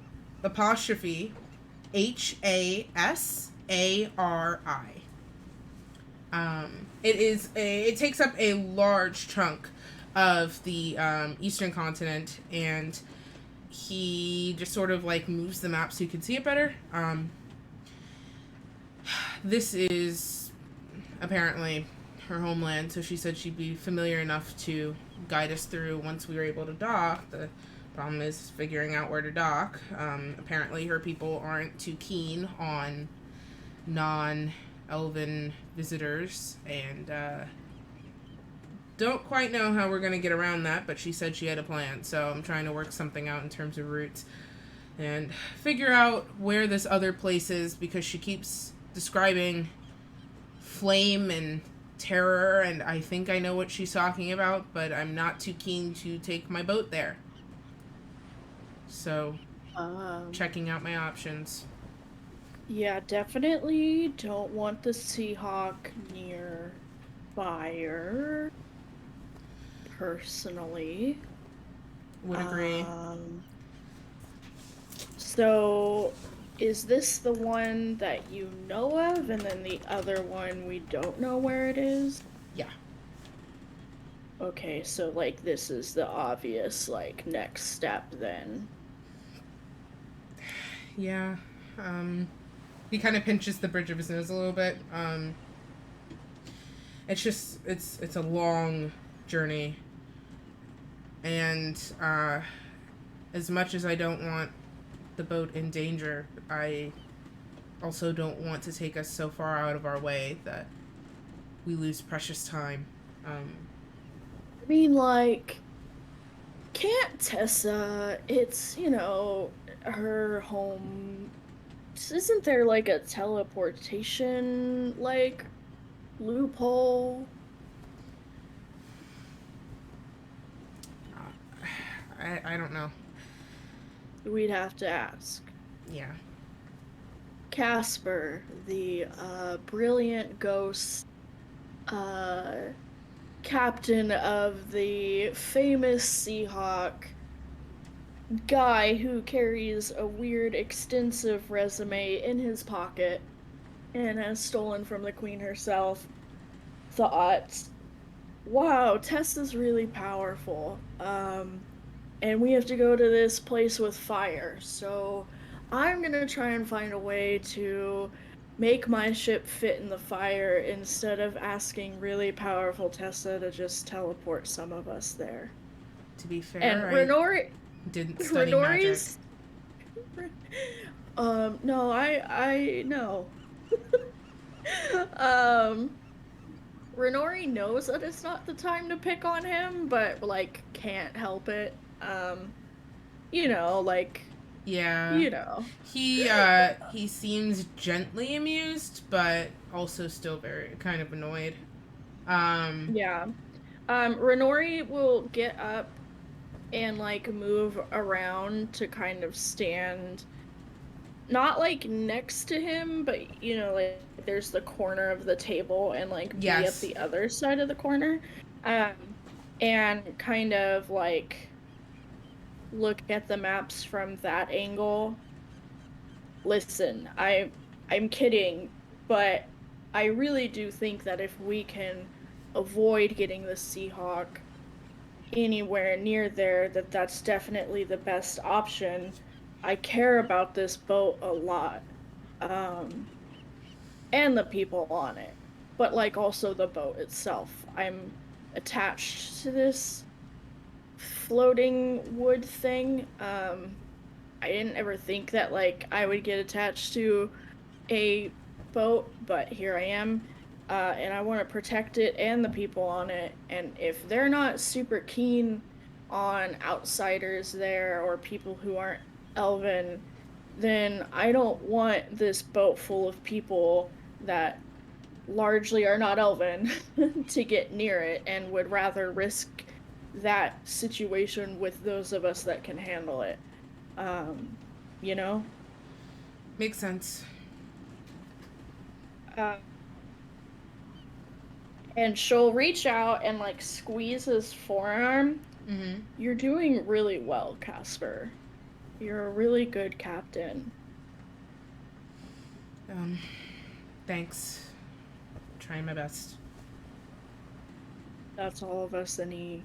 Wow, I got my words real mixed up. And you know what? We're just gonna say so did Renori, because truthfully... This is on brand. Happened. Yeah. And so then she's just gonna go, you know what? Never mind. I don't know how to talk anymore. He doesn't really say anything. A DM real quick, do we find them at this point? Yes. Feel like up to this point we've been doing the "are they doing it behind this door or not" conversation outside.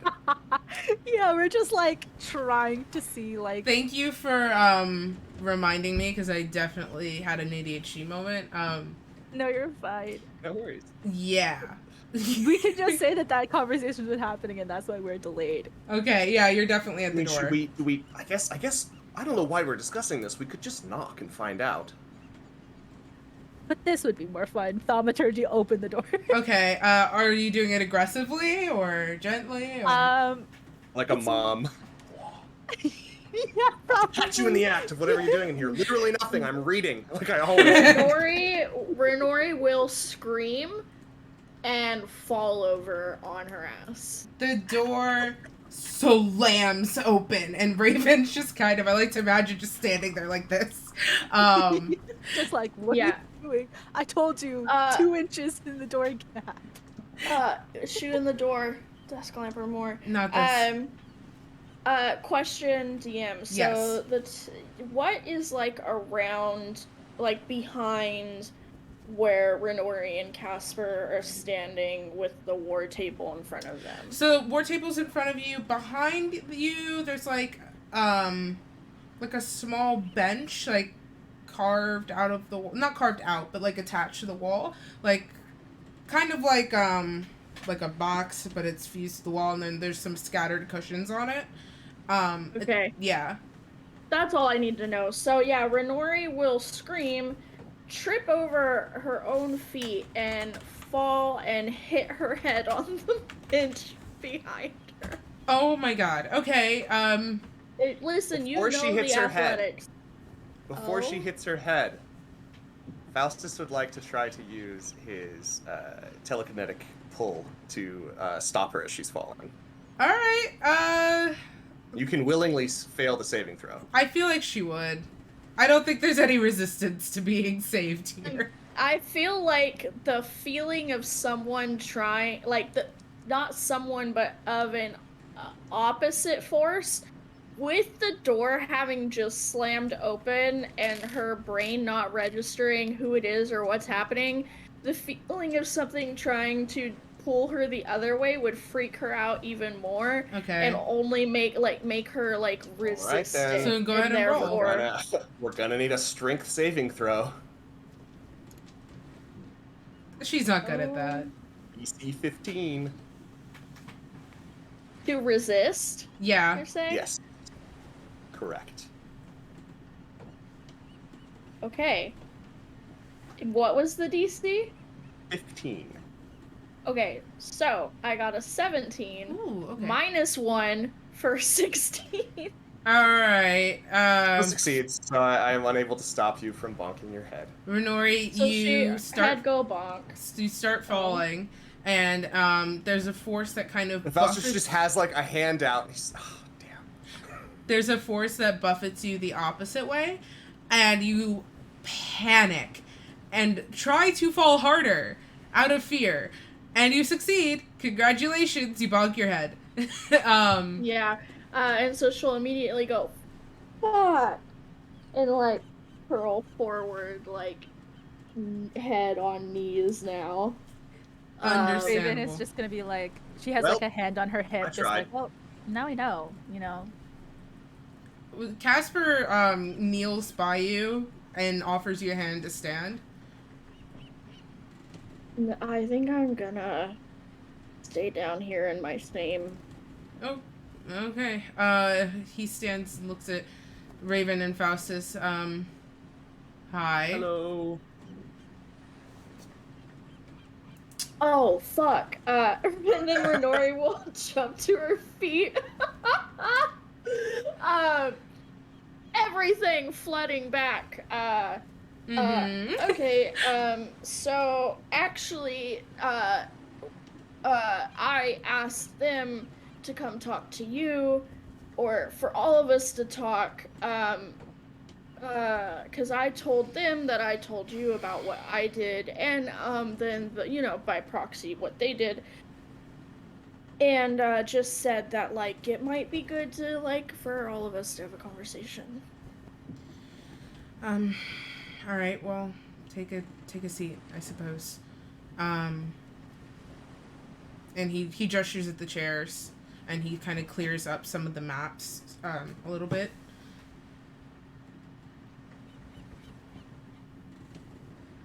Raven will. So there's the chairs, and what other furniture is around? So there's the war table, which has chairs around it. 8 chairs around it. And then there's like a small breakfast table closer to the door with like 2 kind of flimsy chairs. And just behind the war table, there's like a small bench with cushions on it. Okay, Raven will sit on the war table. Is this the same table that has the not a fruit bowl on it? This is the table that had the compartment in it. Yeah. The Okay. fruit bowl's on the breakfast table. All right. Raven will grab the fruit as she's walking by it then and just plop onto the war table. And how's the fruit? It's good. It's fresh. Okay. Takes a bite. Okay. What kind of fruit is it? You have picked up a apple, and it is Okay. crisp and kind of sweet. It's nice. Raven will like tear a chunk off of it and mage hand it to Faustus for Lilith. Okay. He just sort of tucks it into his coat, and you just hear like crunching sounds coming from inside his coat. Like the Animal Crossing crunching sounds where Yes. it's obnoxious. I like to imagine the Yoshi noise just. Nah. Yeah, Oh. exactly. Oh. But just Not like really Mario quiet. punching Yoshi in the head so that he does that too. So Though. literally eat some Wow. berries. Not this. Not this is gonna be. I have to rename this to the Mario episode. How about okay, just for a second. How about the number of levels in Super Mario games where the way you get across a gap is by taking a Yoshi, jumping, and then jumping off the Yoshi and letting it die? And they just designed the game that way. They're like, let's put this moral decision, this prisoner's dilemma, in front of a Yeah. bunch of like 8-year-olds. Yeah, Oh, you know, because goodness they're a large gracious. corporation. Yeah, also, it's like, let's teach children that the way that you get animals to do what you want is by using violence. Oh my goodness. Dear Sit. God. Anyway. Sit, Fido. No, Sit. not like this. You're gonna get my channel Oh deleted. my god. Anyway, moving on. Yeah, Raven just seems like as satisfied that Lilith liked it because I think that Raven felt bad that she didn't like the lemonade from earlier. Aw. So she'll then take like another like large bite out of her apple. Okay. And it's just Ren- staring at Casper, but you can't tell that she's staring. Yeah. Yeah. Renori will sit down, honestly, like in the chair furthest from Casper possible, and be very like curled in on herself. All right. That's pretty easy to do. Raven, you're sitting on the table itself. Faustus, where are you? Faust just sort of like half sits, like sort of perches on the Okay. table. You know, like he's just kind of like standing and leaning against it. Yeah. Casper does Yeah, not Raven's full crisscross applesauce in the middle of the table. in the middle of the table. Okay. Casper does not quite sit. The chair that's at the head of the table has been pulled away so that he can like easier lean to work with the maps. So he's just kind of standing there with his arms crossed. So conversation.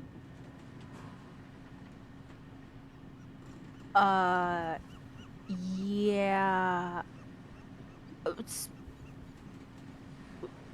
Yeah, okay. Yeah, sorry that I went through your things. To be honest, to be more honest, it's a little bit more like, aw shit, we got caught. I was just hoping to like look and see if there was anything like you were secretly being evil or whatever. Like that was my intention. Not that you are secretly evil or that I still think that. I just think that you're a guy. So And- secretly evil. Or me. Oh my god. Yeah. Hold on. Yeah, I just think that you're a guy. Which, like, still isn't, like, great, but, like, it's not as, like, bad as, like, you're actually, like, secretly evil, and, like, now we're on your ship, with an evil pirate captain, who has cool boots. I'm going to decide that the boots are cool. I'll also try to stop making fun of the boots. Wait, does Casper know that Raven makes fun of the boots? He does Has he now. Faustus is just is glowing because there's no way that he can follow this up and not do at least a little bit less harm. Oh my god, I'm being sent to another plane of existence. I have just never Is it the nine seen. hells?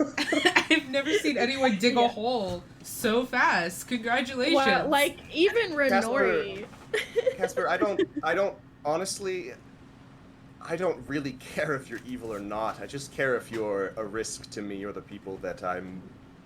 Sort of rolls his eye. You can't tell he's rolling his eyes, but you see Yeah. the head tilt, and he's just like, people I'm growing to care about, and I don't want any of them to come to harm. And I think I want to make it plain that I trust everyone just as slowly as I have trusted you. It's not a personal offense, but I did make it personal with some of the things I said when we were in that temple, and I did go through your things. And to Renori's credit, she did stop me from going through your things when I was overreaching.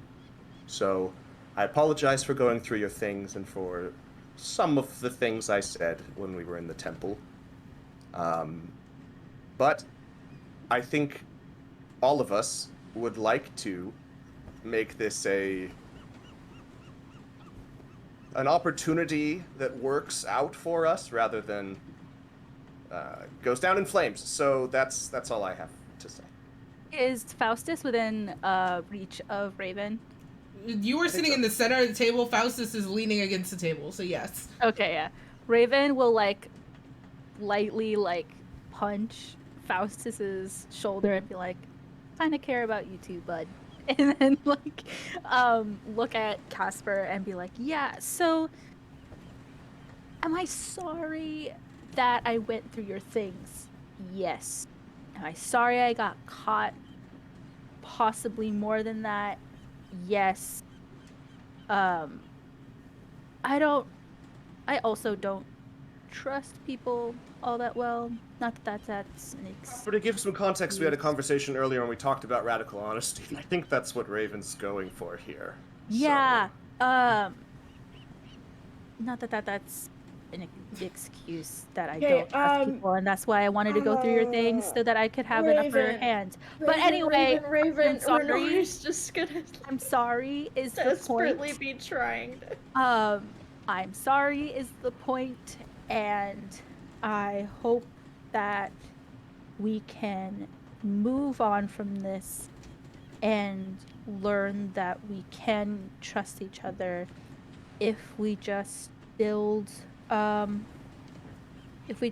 it, you know? Like, beyond, hey, you're really good at kicking ass. I am So, appalled at the way that how you ended that was the polar opposite of what you did. Like, that's a real talent. And while Faustus, I think that was really kind of you. That apology, Raven, you really need to get better at those. Desperately. yeah. All right, Casper. Well- How about you take a pause here and try to look at things from our perspective. We came aboard a ship. Faustus was apologetic, and then he shit on Raven, and now he's not really apologetic anymore. He's like, look, Casper, we boarded your ship on a pretense of I read between the lines, all right? I figured out that you were probably pirates, and that's why I got on, but I don't think everybody else knew that. Certainly Tide didn't know that when he got on board, so I don't think that you've been completely honest with us, and I think it was reasonable for us to distrust you. I was given the impression from talking with Renori that you might be open to a conversation that we could move forward in a more amiable fashion, but if you keep shitting on my friends, that's not going to happen. I want to have a conversation, but I'm allowed to have my feelings about it too, because at the same time, I don't think anybody's really given me the chance to If your opinions do involve what. insulting my friends, keep them to yourself. Let me finish. Raven said just now we should work on building up to trust. And so far, everybody else has gotten to build up to trust, and I have been consistently interrogated and antagonized. And I have been trying very hard to still just be there for you guys in a way that you won't shut down on me again. And I regret what I said too at the temple. I'm apologizing for that too. I'm sorry. I said a lot of shit that I shouldn't have said. But it's like everybody gets those opportunities but me. We create those opportunities, Casper, and you haven't. We came here to talk to you.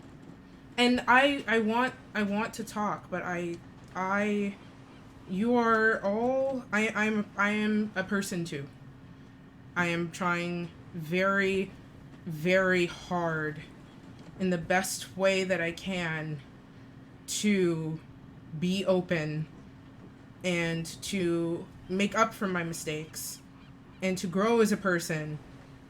And I just it's like every time we take steps forward, then stuff like this happens. Because I forget it. Okay. What step forward had we taken since the temple that we undid by looking through your things? Because from my perspective, we were promised answers which we were continually still not given. Again, Casper, if you want to have opportunities to build trust, you have to make them. You can't expect everyone to come to you on bended knee. You have to make an effort to build trust. Renori, Casper's eyes slide to you.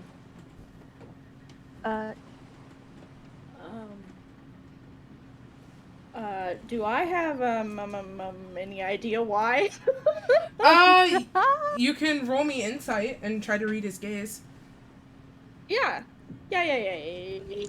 Oh, thank God for that. 22.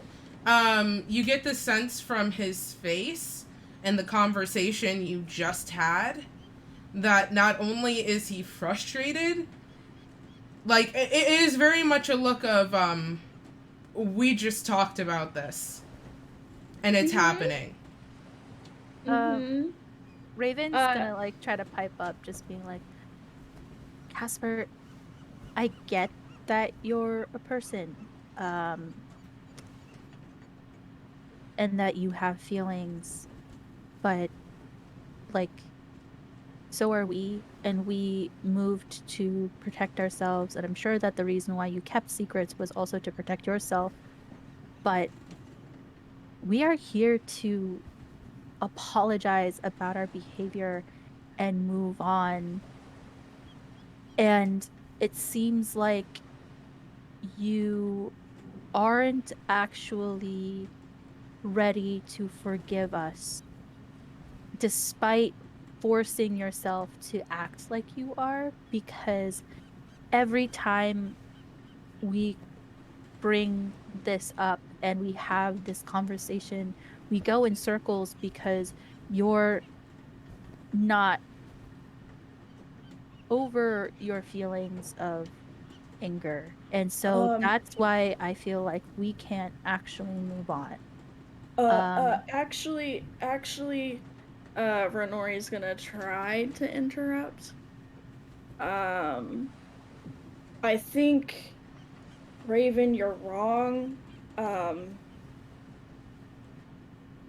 Casper led us onto his home without giving any of us an intensive questionnaire about who we were or where we came from. And I think, at least I know I don't want to be judged or my character, who I am, to be based off of my past history. And quite frankly, I do hate talking about my past history, and I've only done so because I've seen that not doing so doesn't appear to be an option for the people I'm friends with. And I just think that maybe who Casper's been in the past or what he's been up to isn't as important as what he's working towards now. And you say that every time we have this conversation, it seems that it's on him. But every time we have this conversation, instead of moving past it, suddenly he starts getting grilled for questions again and again and again. And so it's not just him that's perpetuating a cycle here. And I'm not saying that you're completely wrong, but I do think you're missing his perspective in that. I think the confusion Raven and I are facing is that Casper has indicated he has a desire to talk, but yet he has still not given us any information about the questions that we had. And if he's unwilling to answer them, then that's I guess that's fine. I don't know. I'm sure that this feels if like you it had should be. questions This for this us, is he very could also surface. This ask should be them. very obvious to everyone. Casper, you are terrifyingly powerful. I went to a school for mages. I have worked under archmages, and some of the things that you're able to do, I can't explain. So, when I see that I can't use magic in a temple underground, you can. That you can overcome anti-magic fields. That you can move your ship without a movement of a hand or a word. You are very powerful, and it is difficult for me to put myself in a position of trust with someone who is that powerful when they are also extremely resistant to sharing information about themselves. So, Renori, we all came onto this boat with the idea that we were being hired to be pirates for a pirate. And we were all Except okay Tide, I with think that. he thought he was just going to be a sailor. Yeah, that's true. Tide, bless his heart. But anyway, and then we found out that he was a pirate and we agreed to stay on, and things just continuously got more complicated. And we, instead of getting any information, just kept finding things. And how are we supposed to know that if we brought these things up that we wouldn't be murdered or like imprisoned in the jail cells that we found that gave everybody except a few people just very intense physical negative reactions? And you were somebody who was able to surpass all of that fear, because you were able to have a conversation with Casper in which you both got to divulge information. So, yes, we gathered our questions as we found out information. Granted, it had missing pieces, but as we found out things. But Casper, do you have any questions for us in regards of like things that you've perceived or noticed about us? Because we were scared, or concerned or whatever, and frustrated. Yes, but like it seems to me that if you care to know us too, so that you can have a big picture as to who we are instead of these evil inquisitors just trying to pick apart your life, maybe you would have questions for us too and would feel a little less like that. Are you willing to put in that effort? First of all, I just want to make it clear that I did not say that because it's not how I see you. And yeah, That's how you make me feel, though, when I come here trying to be honest and apologize, and you just sort of shoot me down about it. Like, was it graceful? No. But, like, maybe I am also going through my own shit. And so, like, the things I say aren't really going to be great. But if you are expecting grace, you also have to give it out. And I don't feel like you have been. maybe I just haven't done so vocally, and I don't quite know if I'm to apologize for that, but I've definitely been doing so silently. And yeah, Doing what silently? Giving... We can't read minds, Casper. No. At least, well, he looks at Renori and Raven like, at least I can't. He was saying giving grace, like going off of what Raven said. Oh, gotcha. Okay. I did have questions, and I've had questions for a while, and I have not asked you questions because it did not seem like anyone was actually receptive to the conversations that everyone keeps saying they want to have. Because every time... I've told you several times I'm an open book, and you can ask me any question you'd like, and you have never asked me a question, Casper. It's hard to feel like you actually mean that when all of our conversations go like this. I want to talk to you guys. I do. I want to... Then ask me a question right now, Casper. Ask me something you want to know, and I'll tell you. I'm willing to be the first to share information, which, frankly, is pretty amazing. Based on what you all know about me, from what I'll share some information. So far. I'm very stressed out right now. Renori will just slip that in. He kind of chuckles a little bit, and me too. Okay, Faustus, what was your childhood like? It was not great. Grew up in a large city. I had 4 brothers and sisters. 2 of them older, 2 of them younger. My father was a bastard and a drunk. And just to clarify something before I say this is not what I think at all. Mm-hmm. This is Faustus's perception from his trauma, and my mother was weak and a coward and did nothing to stop him from hurting us. My elder siblings left home. They abandoned me and my younger siblings at home. And then my younger siblings died of plague. They were the last friends I had for this. But we were very poor.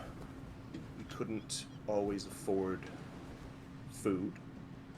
And so I started stealing. And what I found was that there were a lot of people that had a lot more than they needed, and a lot of people that were starving. And that if you wanted to not starve in this world, that you had to seize what you needed, because no one was going to give it to you for free.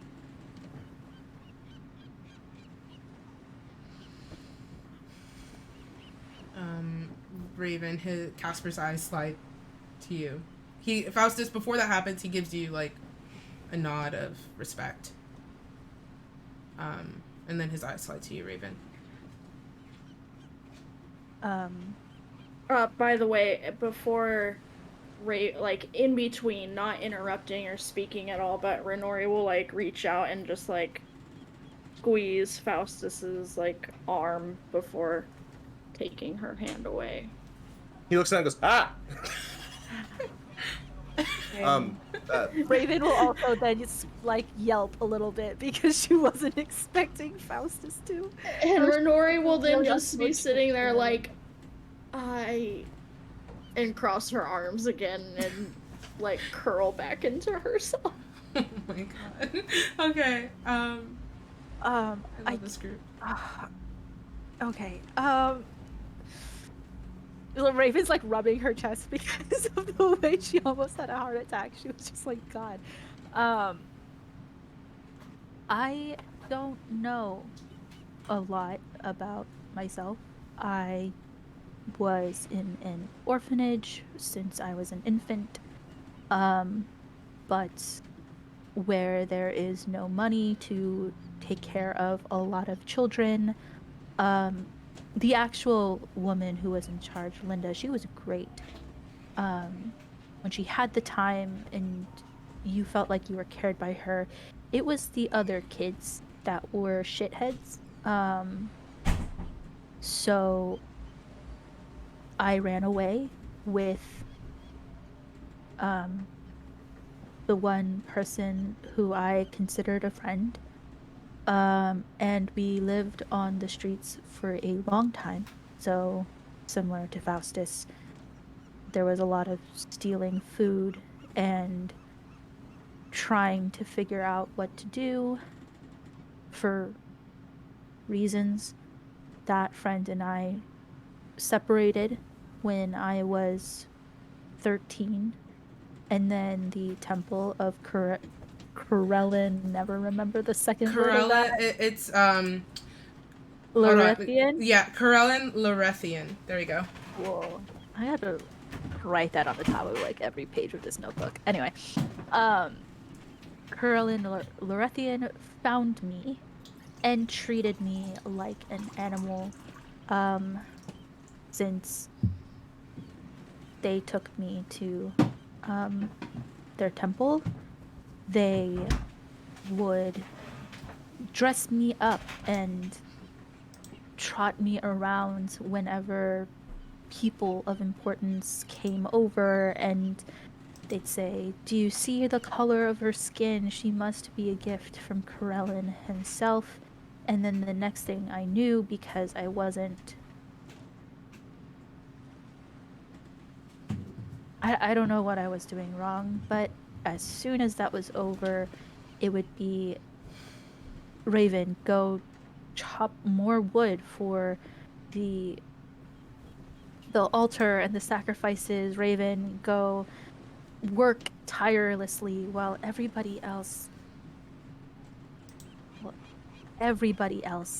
was being treated better and didn't have to do all of that work. And then I pissed off a lot of people and stole some really important shit and have been on the run, and then that's where I found you. Oh, shit, no way. Yeah.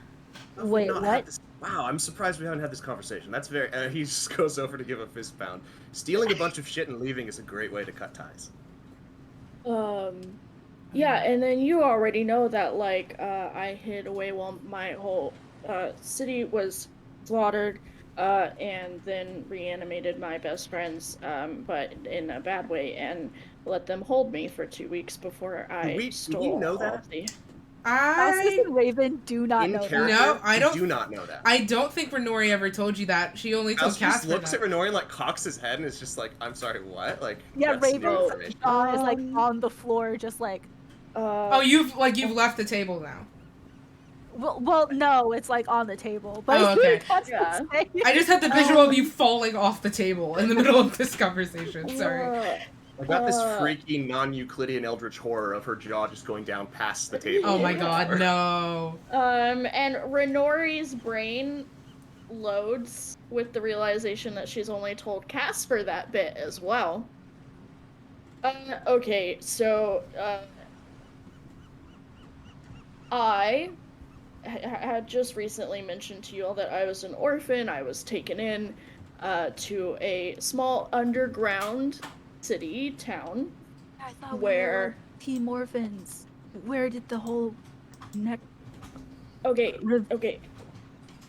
let me... I'll try and wrap this I'm up. technically not an orphan. I wasn't talking... Well, I think my It's parents okay. are still okay. Who knows? Who cares? Yeah, so, Althea, who was the headmistress, found me left in the forest, all swaddled up, took me in. The place I lived was underground. It was an underground town. Became part of what I thought was a wizard school and an orphanage. Turns out it was just a wizard school. I mentioned the modify memory issue to you like an hour ago now. But after I found out about the modify memory thing, I confronted everyone, cut myself off from them. 2 weeks later, we were invaded by, I still don't know who. I only found out through that ordeal back on the island when we went to retrieve the different parts of the redstone. It was in that vision, reliving, that I was able to pick up on details I didn't know before, and whoever came in and slaughtered my entire home and everyone I knew, they wore a red roaring lion's crest. I hid away in a secret compartment in Altea's office, a library, while I heard the sounds of my entire home and friends and family be slaughtered because I was too much of a coward to go out and fight alongside them. After it was done and it sounded safe, I left and found my two best friends' dead bodies and committed a few months' time to studying necromancy specifically, and tried to reanimate them, and it went wrong. They were just lifeless zombies, and so I commanded them to hold me for 2 weeks while I cried, and then, they were done, and I left with all of the spell books I could take, and she pats the 3 different spell books that are on her person in different holsters, and devoted my travels to learning more about necromancy, because up until recently it was my life goal to go back and bring them back. I now realize that I had only told Casper that. Yeah, can I do a history check to see if we would have ever heard about this Raven, destruction? Raven, you can, yeah. Faustus, do one too. By all means, someone unlock who killed my city, because not even I know. Lying. All right. I wrote a backstory and handed it over to the DM and said, "You choose who killed my people." Yes, you did. 16 is my 19. number for a history check. Okay, starting with Raven, this sounds vaguely familiar to you. You recall whispers of some of the priests and other lower level worshippers who engaged in gossip, talking about, when you were a little bit younger, talking about a raid on sort of a filthy den, and some of the incidents that Renori is describing are coming to you in history, which is really fucked up because you didn't have those details. Faustus, you have heard about this. Wait, sorry. I just want to be clear because I know that you sometimes start with a smaller number. I got a 19. I know. Oh, okay. Cool. We're good. Out of game reasoning I'll tell you after Faustus out of game why that happened. Mm-hmm. Faustus, you have heard about this in a little bit more detail, just because Renori's school was a fringe branch of your university. Oh, hell yeah. And no one... Is it because Raven was never taught? No, we'll talk about it in a second, I promise. Okay. Renori School was a fringe branch of your university. Nobody liked to talk about it, but primarily because of the necromancy focus, and some of the more shameful practices going on there because, the deceit and everything. You knew that you always knew there was a sort of a fringe academy focus more on the darker arts. And what Renori is saying makes sense because you remember your school strictly took necromancy off the board after a massacre. So the dots definitely connect for you. Out of game, Faustus knows more because of that detail that they were connected, and your upbringing, Raven, although your score was higher, your upbringing was probably more sheltered, and this is definitely not a huge publicized event. Faustus' upbringing was also the opposite of sheltered, so he's a little bit more worldly. Yeah. Sheltered not in the sense of taken care of, but in the sense of secluded. Yeah, especially from like right now in this moment, Faustus does not voice that he knows that it's connected to his school. Because he's going to have to grapple with whether or not that information is necessary to share. Yeah. But Renori, you'll feel a squeeze on your arm. Squeeze. And Faustus is looking you dead in the eye, and he just says, "I'm sorry. When we were in the temple, I said some things, some sensitive things. My vision was nothing like that, and I didn't know. And I'm sorry." In my vision, I stabbed one of my old mentors. It was great. Yeah. I relived the worst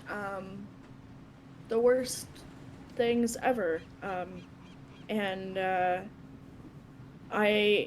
You all know that now I've bargained with Saloon to follow the pursuit of things living and life and protecting life.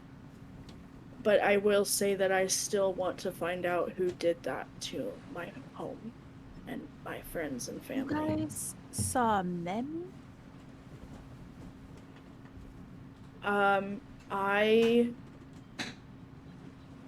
It wasn't exactly fully memories, because Althea was alive and trying to bargain with me to bring everybody back, and it was atrocious, and my friends were alive and screaming and crawling at me, bloodied, and it was horrible. So it wasn't exactly a memory. It was a new experience built off of memories. So, no one else spoke with Saloon? Raven will kind of like twist her head back at Casper. Casper shakes his head. Well, that's okay. The headache Raven has right now. But she's gonna be like, wow, I didn't know that. I'm sorry you had to go through that. Yeah, this wasn't supposed to be about me. I for sure forgot that I had only told Casper about that. I really don't want to be the focus of this at all. Right. Do you have anything else? Casper? Okay.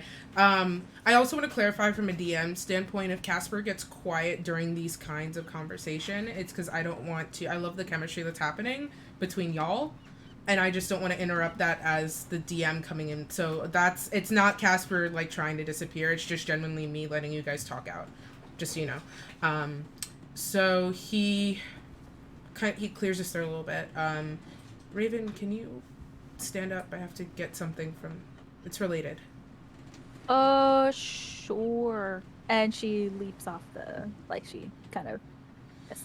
Okay. As soon as you stand, he takes the table and lifts it up on that hinge, and you see that internal compartment And you see him, there were a bunch of parchments strewn about in here that looked like they had fallen out of like a leather carrying case. Not quite a journal in the sense where the pages were bound to the leather. It's more like a little folder almost.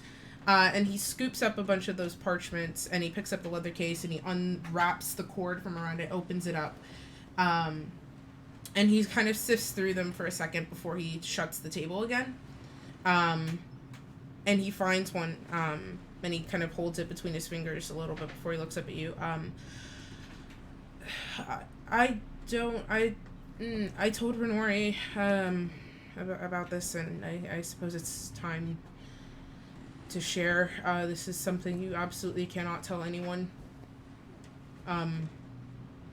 Mostly because I haven't been processing it all too well, but also because I can't afford a panic. Faustus does one of these. He quirks a smile a little bit. I died a few years ago. I don't remember all the details. I don't remember a lot of when I was alive the first time. I just know this isn't... something brought me back. And it made me like this. And he opens his hand, and some of that teal smoke that you're getting used to kind of seeing, not getting used to in the sense of like it's normal, but you've seen it repeatedly on the battlefield now. That teal smoke kind of curls off of his palm and threads down through his fingers. Before he shuts his hand, and then just like a puff, and it fades out.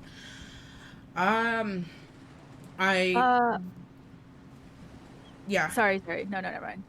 Okay. I don't remember much. I assume it has to do with the whole being brought back to life thing.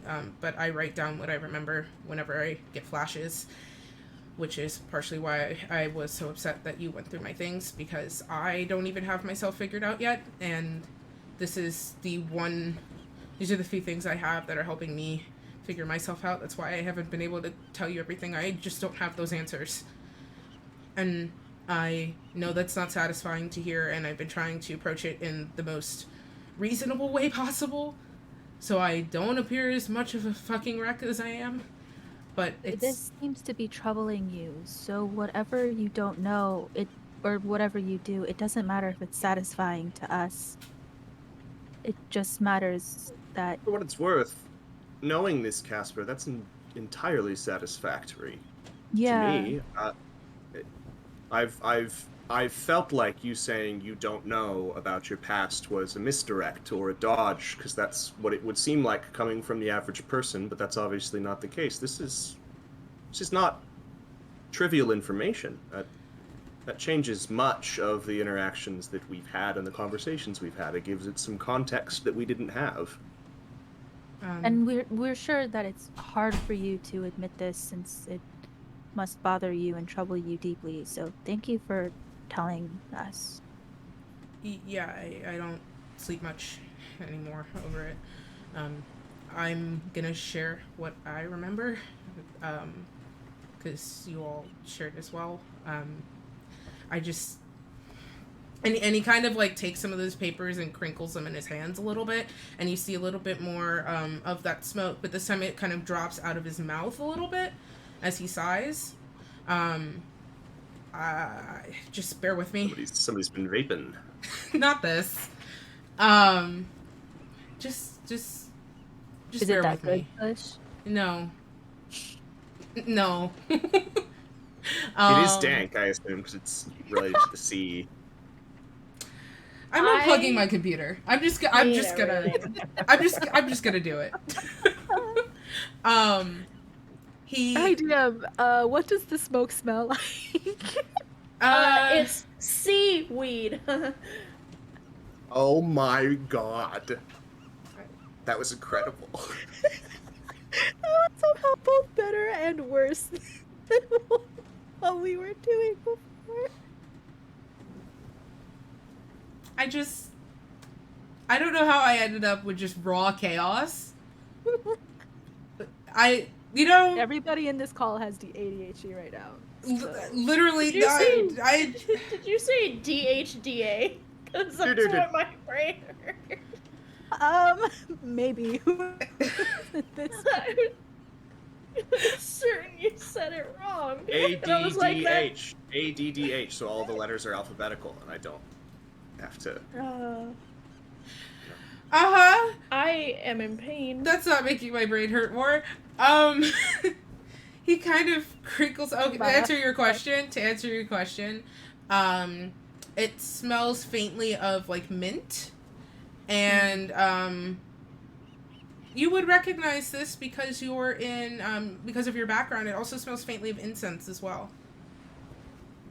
So kind of like that. Good. Oh my Kind of. Lord. Oh my saloon. Thanks. Yeah, that's sounding a lot like sour diesel to me. I don't know. Oh my. I'm. Anyway, Weed Map, sponsor us. Sorry. No. No.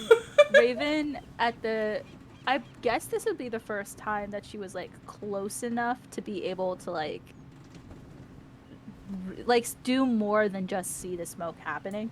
So she's just gonna be like, is that incense? Second hand high. Oh my god. Not this. Mouse just runs up and sucks the smoke in. Power. Just kidding. And you know, I waited for it because I was like, someone else is gonna have something to say. You ask him, is that incense? Yeah, sorry, Okay. I'm just still imagining the Nope, I am steamrolling past that. Maya, you hate it here. Imagine running this game. So you, I mean that in jest. So you ask him, and he kind of, I don't know.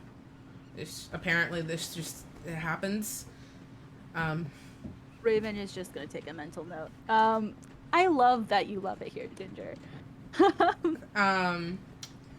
So he kind of crinkles some of the parchment sheets that he's holding, and it's pretty obvious that he's shaking. Like, it's not a subtle, like, he's pretty, and he shuffles some of the papers around until he gets to one, and he can run his thumb over it, and he goes, he's reading from some of the papers, and as he talks, he's, like, shuffling through, trying to find, like, the next thread of thought, and you can see, Faustus, especially because of the way you're standing, like, that the handwriting is messy, not always organized.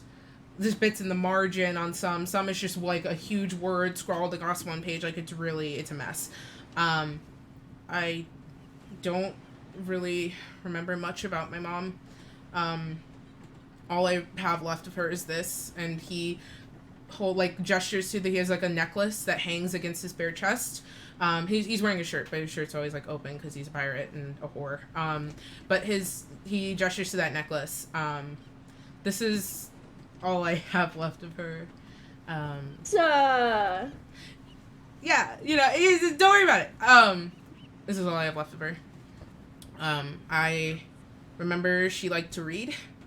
And I have, I think, the book that she used to read to me, that she was kind, and whatever happened to her shouldn't have happened, because something happened to her and she wasn't around anymore, and I just remember that it was bad. My dad, every time I think about him, my head just hurts more, but I know he was scum. I just get filled with this crawling dread, and I remember snippets of him hurting me, and I just know he was a piece of shit. I didn't have much of a childhood. I think it was pretty similar to you, Faustus, from what I remember. Lots of life and years on the streets. Not a lot to my name. At some point, I found Fishhook. He took me in. I grew up by his side. I became part of a crew on a different ship, and they trusted me. And something happened, And that's the biggest gap I have. There's almost 2 years of my life that are just gone. After that, I know I had my ship. I know I robbed the queen. It starts to get clearer from there. I know most of my crew were people who were down and out that I was able to give a home. Some of them on the run, some of them in need of an escape and deciding to stay. I know I saved a few people from execution from the Queen's order. I know Fishhook's the closest thing to a parent that I've got, and he has the crew respect me, even though I don't necessarily deserve it all the time. And I don't think he gets how much it means to me. And he's like still nervously kind of shuffling through these papers, and he gets to like kind of like I guess the end of his rotation, and he looks up at you and he goes, it comes to me in flashes, and then I write it down what I can, but there's not much. I just know that something brought me back, and whenever I think about it, when I first showed you those cells, and I understand why you reacted the way you did. I'm not touching on that. Whenever I came back, something happened to me. I never had a temper, not really. I know that about myself, because whatever this is just not me. But sometimes I just get angry, angrier than a normal person should, and it just, I black out. And I never remember what happens after, but I do remember many nights just clawing myself down there and being able to lock myself away to protect everybody. And can I make an Arcana check or something like that to see if I can think of anything that would relate to coming back from the dead with memory loss and like these rages? If there's anything I can think of from an arcane perspective that might. I actually wanted to do a religion check to see if I could like parse through anything. Do both. Okay. 11. Oh, wait. What's my thing? 21. Okay, so we'll come to you second, Raven. So, Faustus, you do know that in most cases a full revival does not mean a clean one. Usually it takes, years to prepare a proper ritual that could even have the hope of bringing somebody back completely intact as they were before they died. So your mind goes to that. Maybe whatever happened wasn't done correctly. It could be a different influence altogether. You're not really able to parse it out. Raven, with a, what was yours? 21? Yeah, because she's following the line of like the smoke smells like incense and like something seems like almost like a possession thing, because he doesn't know what's come over him since coming back. So like that's where her train of thought is going. To make it a little bit more specific. Thank you. So it does. You definitely, it does ring a few bells in the possession sense. Especially with the scent of incense almost throws you off a little bit, because that tends to be a more pure ingredient versus something as a possession probably wouldn't use that as a material if it was done like in a ritualistic sense and not by force. You get the sense that you're on the right track with the possession thing just by observing him and kind of tossing around what he said, but there's a bit more on the magical side to this that you're lacking the puzzle pieces for right now. But from the religious sense, you think you've hit a strong note with the possession thing. It does track. Okay. Raven, yeah, Raven kind of feels like this isn't the time to necessarily investigate this kind of train of thought, so she'll like make a note of it, but then will be like, at a better time, I'll divulge this information because I think that her intention is like, I don't want to overwhelm this man from already sharing things that are too hard. Yeah. He he shuffles up the remainder of his papers and he sticks them into that little leather case and then wraps the cord around it and ties it up and he just goes, anyway, I said a lot. I just need you to know that I am on a daily basis contending with the fact that I don't know who the fuck I am.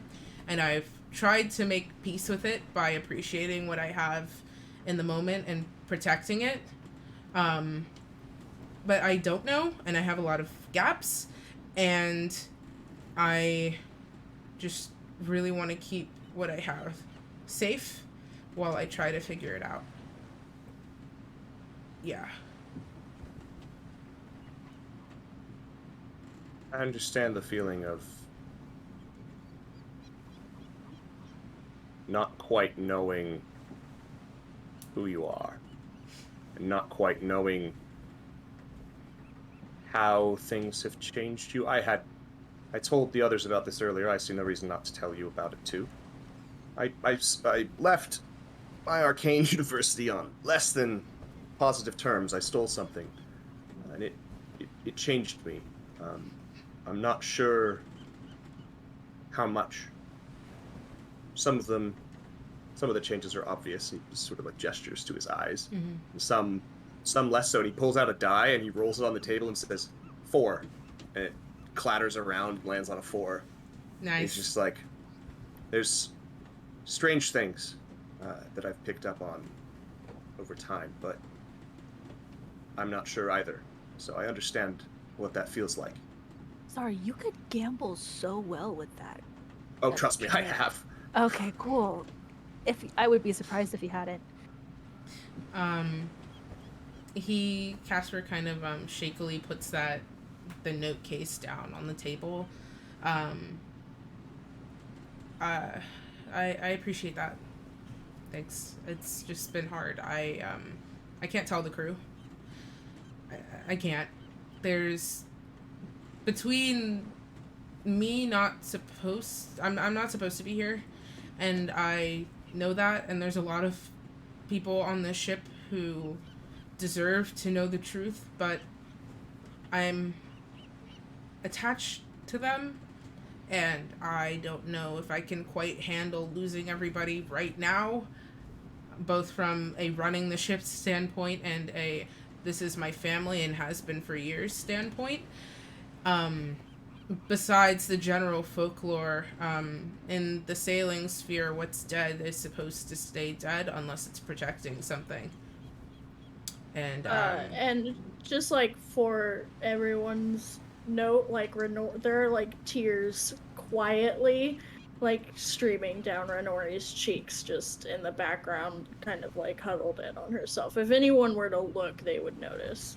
But if not, they wouldn't, because she's not making sound. Noise. Raven will kind of quietly be like, it's hard when you don't know yourself and when the foundation of who you are has shifted to, on top of that, potentially losing the people that you're close to. I get it. There's no judgment here from why you would not tell your crew.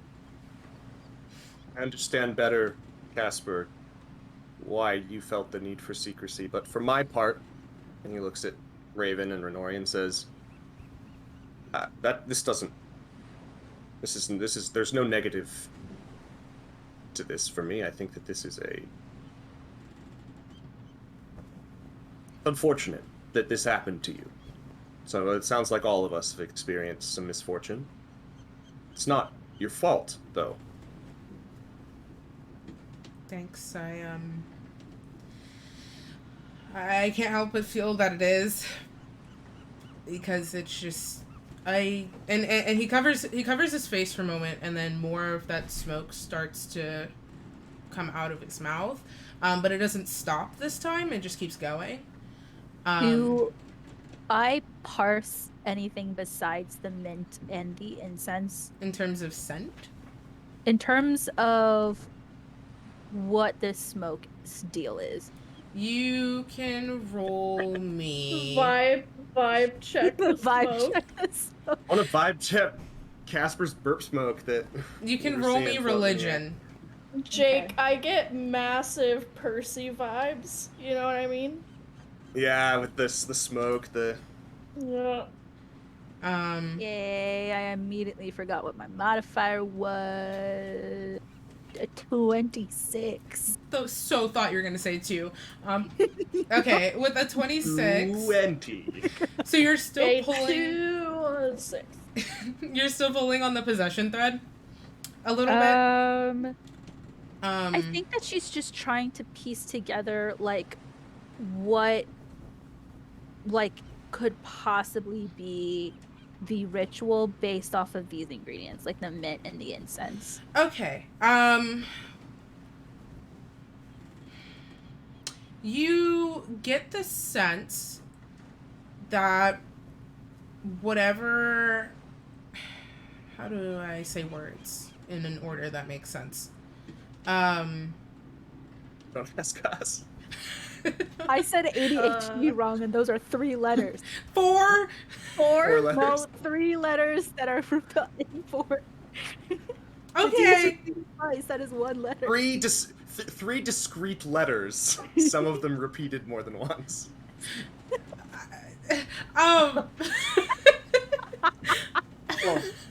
Okay. Oh no. Okay. You get the sense that it's hard to tell just from looking at this one quote unquote side effect to put together how this happened. Like, that's a really hard thread to pull on. You do get the sense that from your previous observation of the incense being more commonly used in pure rituals, that either this was conducted in a pure sense, meaning something could have gone wrong, or who or whatever caused this is perhaps not dark in nature. Incense is, you would know from your experience both as a warlock and just somebody in the religious sphere, incense is not a material that responds well to evil intention. It's possible, but it does not respond well. So you it's like a pretty, like an 80 to 90% guess for you. So, sorry, just to clarify, it either means one of 2 things: that whoever conducted this pure ritual, that something went wrong, and that's why Casper's like this, or the second thing is that whoever cast this, like, revivification spell on Casper was pure, and this was how it was supposed to happen, or that they were pure and it... Oh, okay. So you so going off of that, so go back to what Casper was saying, I can't help but feel it's my fault, because I don't know, I just know that I would never hurt anybody, and I know that I'm not necessarily worth saving like that. That's And bullshit. Like, Renori is still quiet crying, but like has to interject that because she can't cope with hearing him talk about himself that Are way. there like tissues or anything that are like around? No. No, this is No, a like, pirate ship. handkerchief or whatever. Now that you got can no see. stock of Kleenex.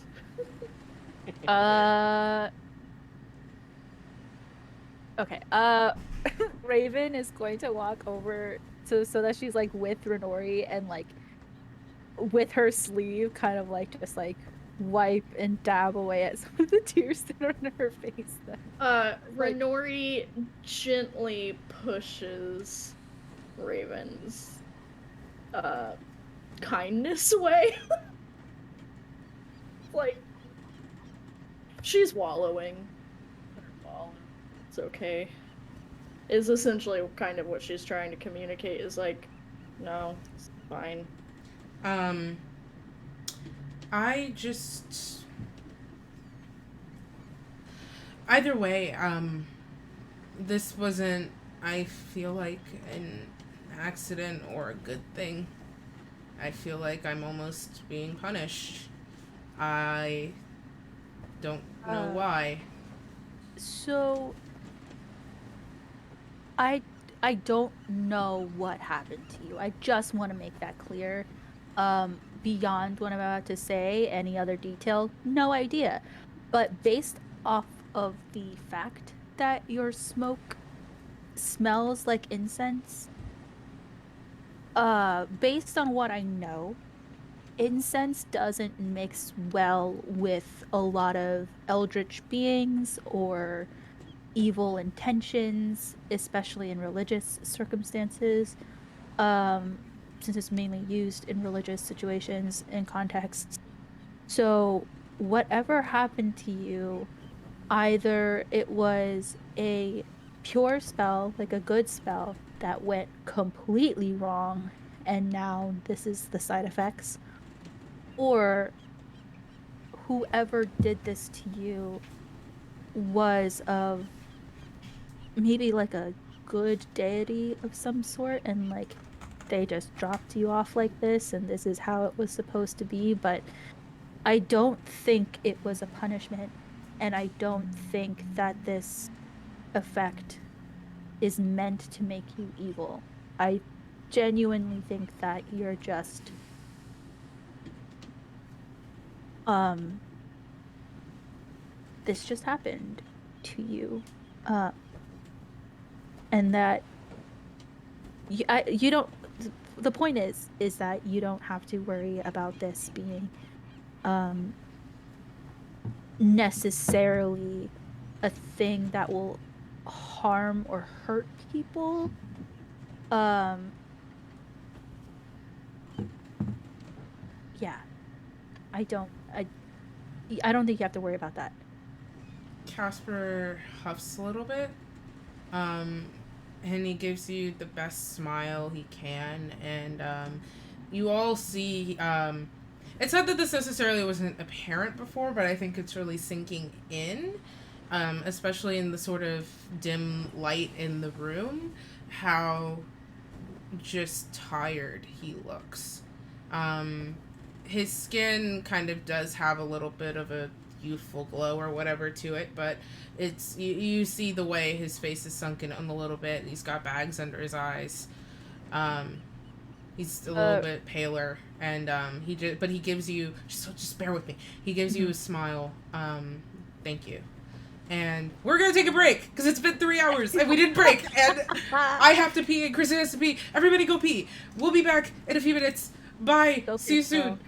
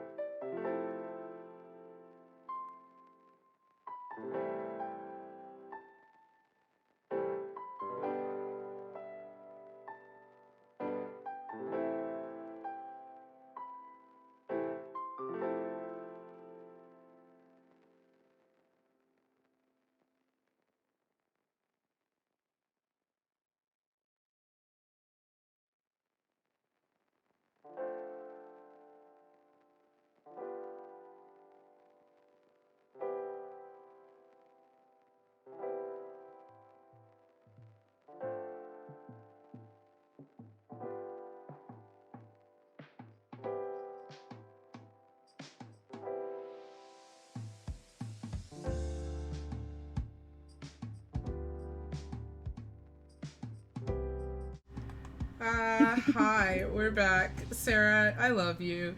Okay. So, um, picking up. Uh, we were talking about, Liz, you are muted for Discord.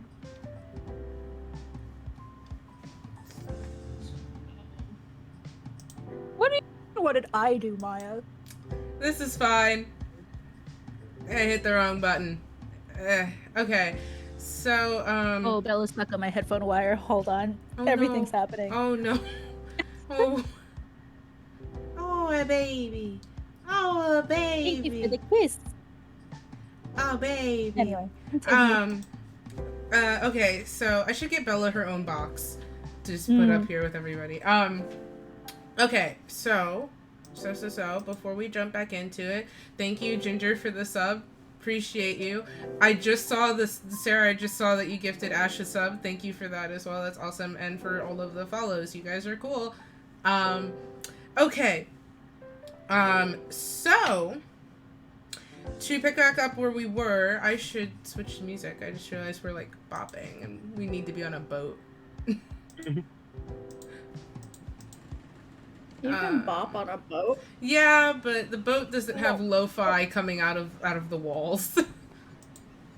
Hey, it sounds like Casper could make it happen. Maybe. Who knows? I prefer What not. is I mean- Casper's music taste? Faustus did, make a rave happen the other few weeks ago, so. That is true. Who's to say? true. Is There were Casper lights like and a there was music. freaking... Was it a rave? Wasn't it a rave? Casper's like an indie folk. Isn't he? Something sea shanty indie folk alternative. Yeah, alternative. metal. No. See, now we've got left. I don't think he's a death metal person. Probably more like alternative, alt rock, maybe a little punk rock, but mostly alternative. Yeah. To the clip of Brennan Lee Mulligan just going through all the different types of metals that. Does anyone know what I'm talking about? I know what you're Just like- talking. I've seen the clip out of context. There are a lot of different kinds of metal as someone who Cry metal. is a little death bit of a metal, metalhead, but used to be a really big metalhead. metal. Glam metal, hair metal So are much. two actual genres of metal. Iron, steel.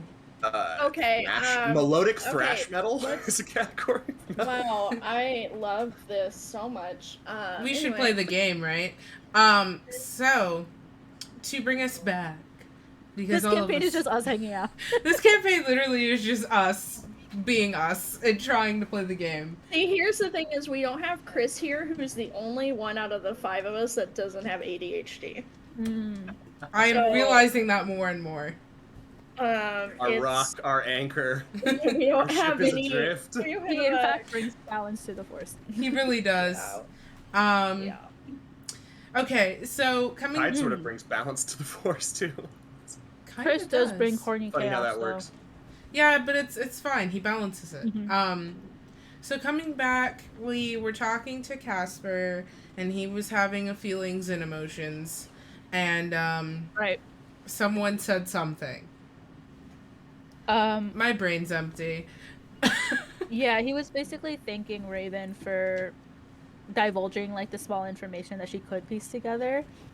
That's right. And he's thank like very emo about it, and so I want Raven to go up and kind of like, as like a testing of the waters, kind of like put her hands like on his shoulder, and then she like moves in closer to like give him a hug, but slow enough so that if he rejected it, he has the opportunity to. He looks a little surprised, but he doesn't reject it. He wraps his arms around you. And he's the kind of person when he like hugs someone, especially someone he's close to, he does like the head cradle thing. So he Nice. he pulls you close, and there's just the and he just murmurs quietly, "Thank you." And as soon as he feels you start to pull away, whenever that is, he just let go. Like, Yeah, Raven will be like um, you know, whatever I can do to help you find better answers, I'll try. Thanks. Yeah, I'm not going to do the hug thing, but Over. I do feel that we have taken steps towards building some mutual trust here. I Go think team. that's a good thing. He gives you an awkward thumbs up. It seems well intentioned. Anyway, where are we supposed to go from here? Like physically, literally. Like we got the other gem from the Coral Reef Tower. Where are we supposed to go next? Because you're close, you hear him mutter, "Oh, thank God," under his breath, and then he pulls up some of the maps. Faust just clears his throat. Yeah, on to other matters. He's, Out of this space. I thought it might be perhaps an option to talk to Tessa and see if. Well, it seems like the next place we're headed is her home. And if we could talk to her, maybe there would be a way for her to just teleport us there, because it's apparently not very safe for outsiders, and I don't want to risk the ship or the rest of the crew. So I was hoping that might be a loophole, but we'd need to talk to her. Do we? Okay, sure. Are you going to go get her, or is that going to be a later conversation? I'm willing to go just like find her. Renori will tail it out of there to go find Tessa. Okay, Renori's gone. Out. Yeah. Raven follows her. Okay. Faustus does not. Okay. They leave.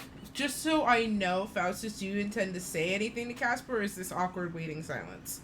No, this is intentionally staying to say something to Casper. Okay, so let's do that first before we catch up with them. So they leave. I like to imagine the door not fully closes, but kind of closes softly behind them. It does when I mage hand it. Woo! Oh, there we go! And then the door closes all the way. Casper, if you would indulge me, I had one more question for you.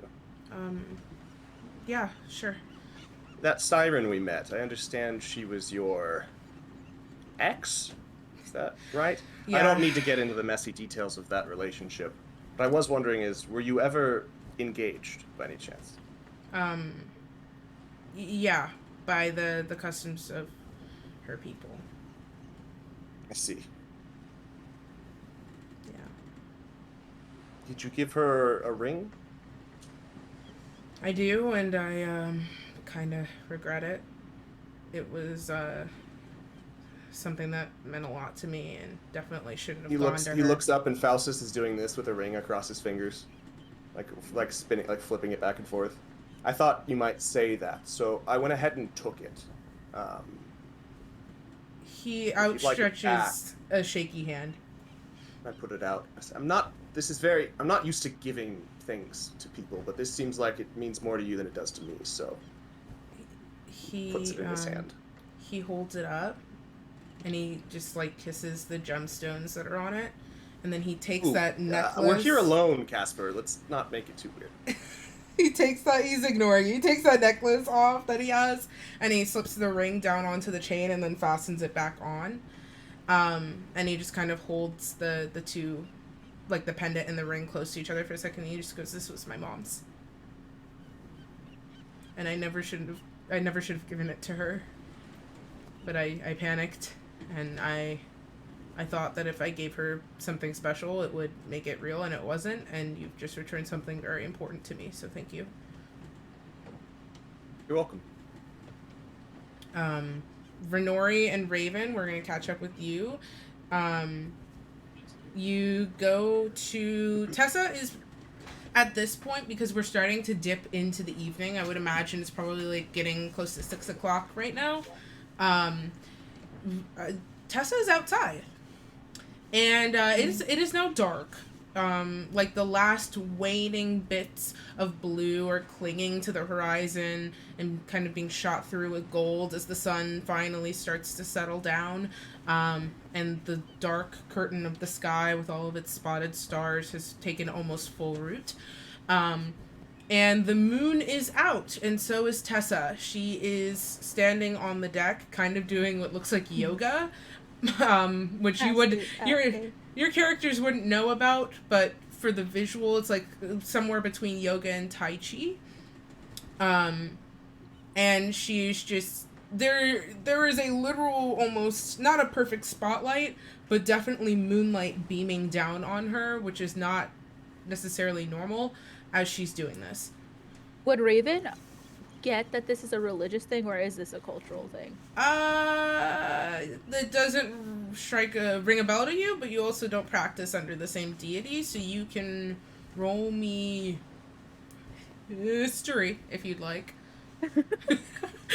For clarification, Raven. I really wish there was like a culture skill, not like to like for more specific knowledge like that versus history.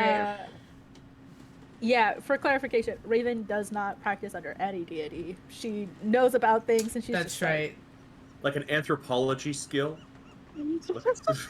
Region of the world. Actually, I mean, low key, yeah. Like, I feel like that would be because history is just I don't need to. I'll talk about this a different time. I have feelings about. Oh the my history god, an set. anthropology skill would unlock a way for your character to be an archaeologist. Anyway, Yep. that would be super cool. Anyway, I got a 19. I think there is, just so you know, there is actually an archaeologist background, like an official one in 5e, really? that was introduced in the Tomb of Annihilation module as an additional option. All right, mini. Let me plant that Matt, seed. All right, go let that grow. It. Don't forget to water it, Sarah, and then make a character out of it later. Got it. So, what was the... A 19. 19? Okay. You get the sense that this is more cultural, but it probably is a blend. You don't know the specifics of the way Tessa practices. This seems like something that's a kind of a crossover. Most ambitious crossover in movie history. Not this. Does Renori... it seem... Oh? Sorry, does it seem like this should be a thing that can be interrupted? She seems into it, but you don't, like, I mean, she's basically doing yoga on the deck, so...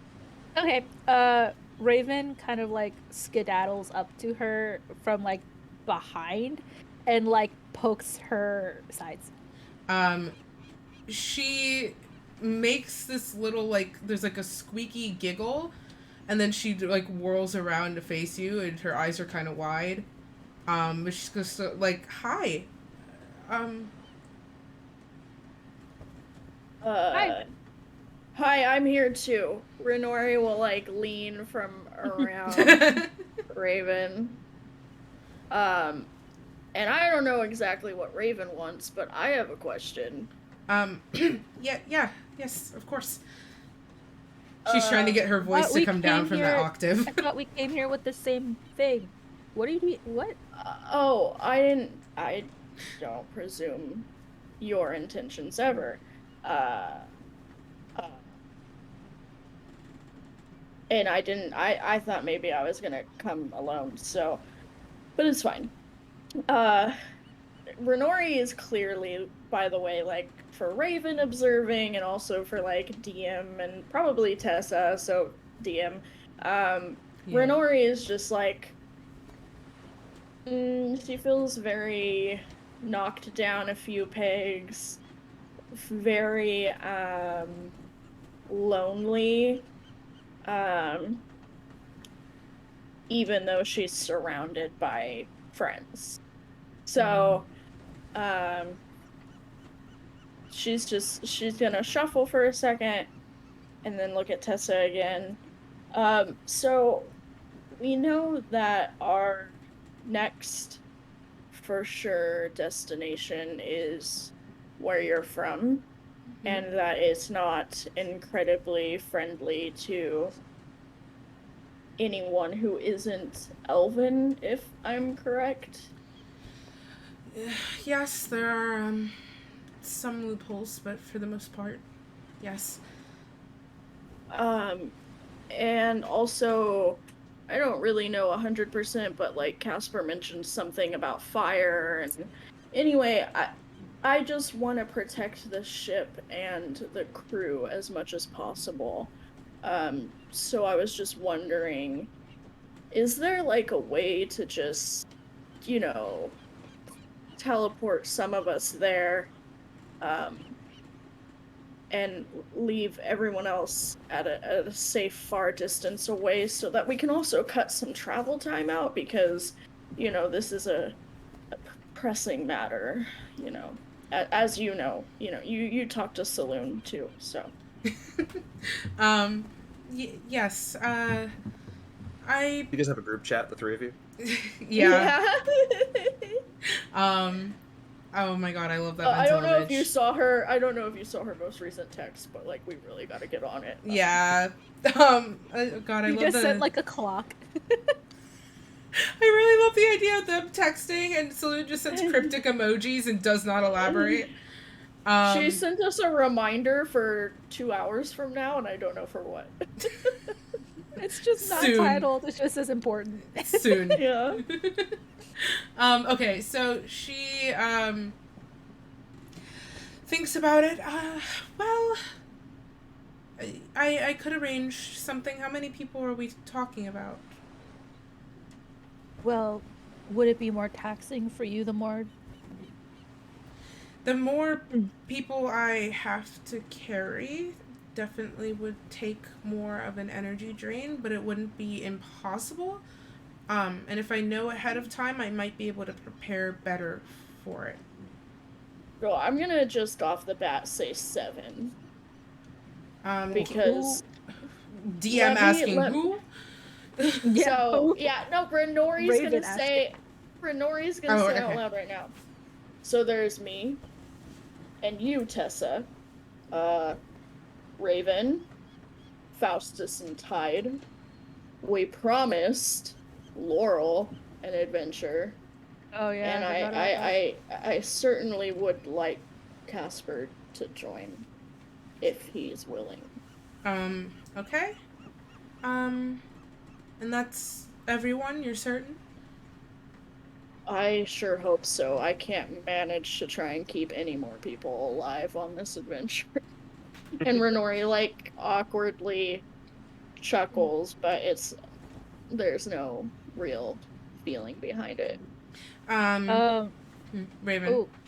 Raven will kind of like I guess put like kind of like a protective arm on her back, not necessarily like wrapping her arm all the way around her shoulders, to Tessa, and kind of be like, I'm not fond of the fact that like bringing any extra people at all, because of.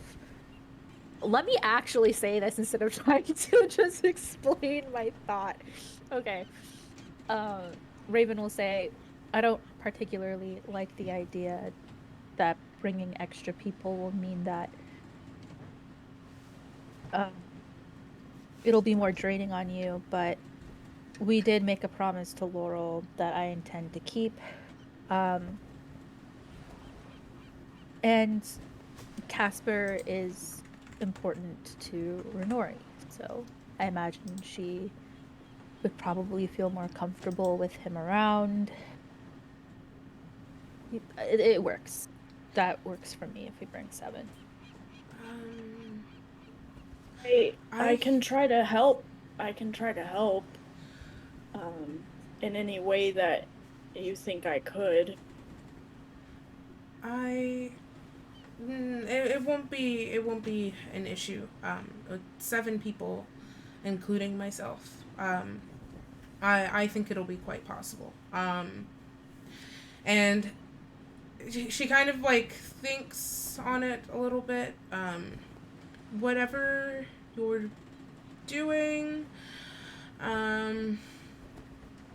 you just have everybody pack up whenever you're ready. and meet me on the deck, I suppose. It doesn't have to be tomorrow, but just whenever you're ready to leave, because we'll be, I suppose, gone for at least a few days, if not more. And I Yeah, can take us there and back. we'll have to go back and check with Faustus and Casper for when they're ready to go, but I'm ready whenever. We also have to go get Laurel. You do have to go get Oh Laurel. shit. And by we, I mean I'll go get it because I don't want. Not it. Like you probably don't want to interact with her that much. You know, it's not that. It's more so that I'm just not in the space to interact with most anyone right now. So Okay, that would be appreciated. I can do it. Raven is going to give Tessa a quick kiss on the cheek. And yeah. when you're DM, Mm-hmm. are you okay? I just have a lot of feelings about Tessa specifically. It's fine. Okay. Well, she gets a kiss on the cheek before Raven will depart to go. Faustus feels a disturbance in the force. Oh no. And once she's gonna Raven go find Laurel, but she's going to go look for Laurel in the galley because she has something else to do there. Understandable. Okay, so we're gonna send you that way. Renori, where are you going? back to the captain's quarters to talk to Faustus and Casper about. Okay. Tessa's going to kind of clear her throat. Can I accompany you, Renori? Mm-hmm. Okay. So the two of you make your way back to the captain's quarters. Raven will catch up with you in 1 second. So you go back to the captain's quarters. Faustus and Casper are there where you left them. So yeah, Tessa can take us, plus Tide and Laurel. No problem. Just needs to know a little bit ahead of time of when we plan to head out. So we just need to make that choice of when we want to grab our stuff and go. Casper, I'd like it if you joined us, but you don't have to, so.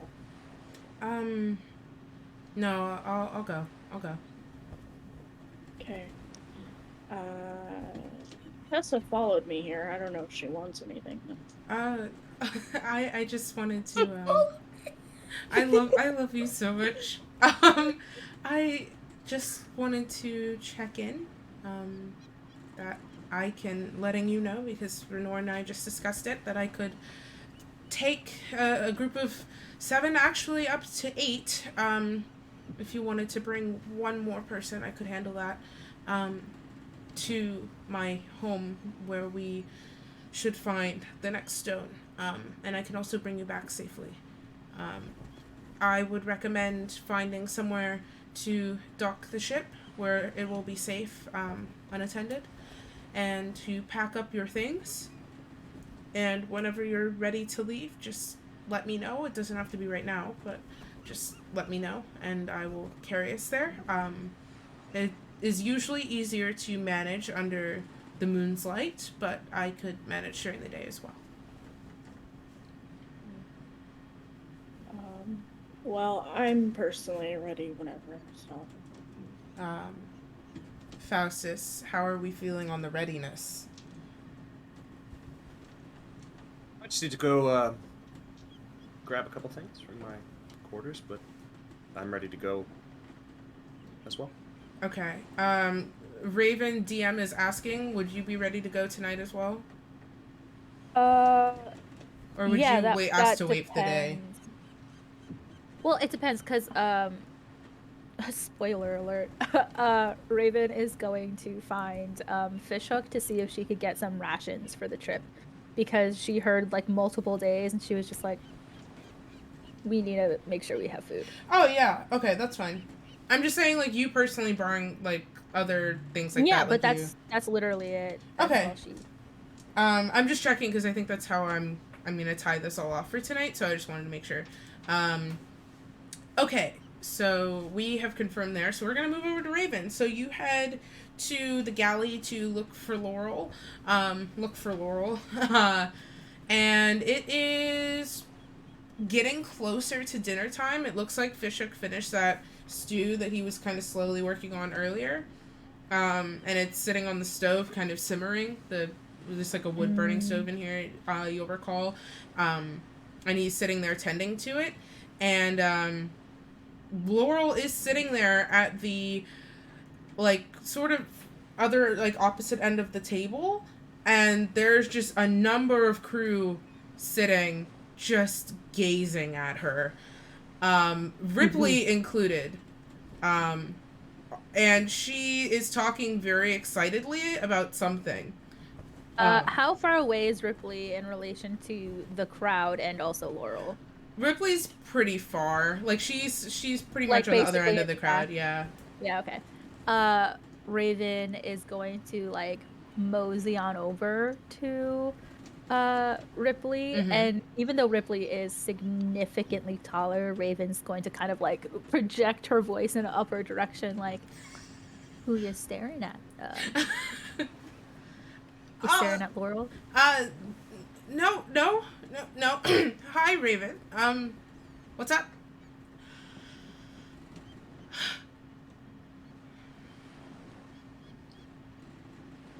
And I do, like, a quick insight check Yeah, to see yeah. how distressed.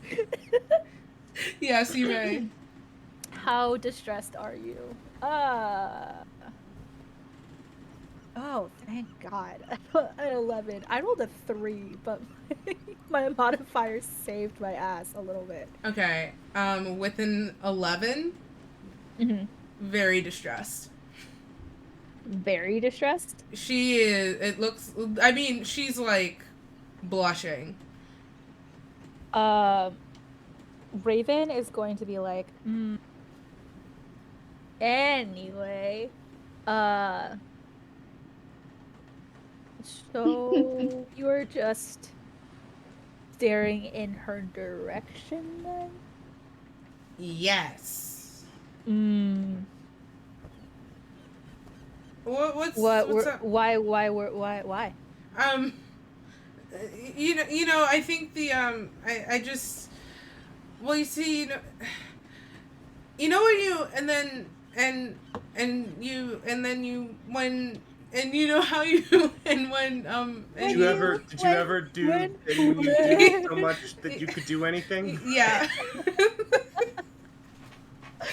Raven will kind of, like, just reach a hand up to, like, quiet Ripley. She like, immediately, to, like, her jaw snapped shut. Ripley. You're really adorable when you're flustered. It just makes her more flustered. Yeah, like, I feel the heat radiating off of her face, like, because I'm touching her mouth.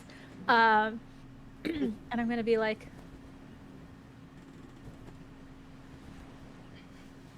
you're a good person to know, Ripley. So, if you want to talk to her, even though I don't. GM was let out of the basement. Barrel and chat. Somebody do the command. I can't remember it. Exclamation point sexy. Anyway, so so Raven's gonna be like, I don't know Laurel very well. I literally haven't spoken to her, basically at all. But any person worth knowing would know that you are also worth knowing.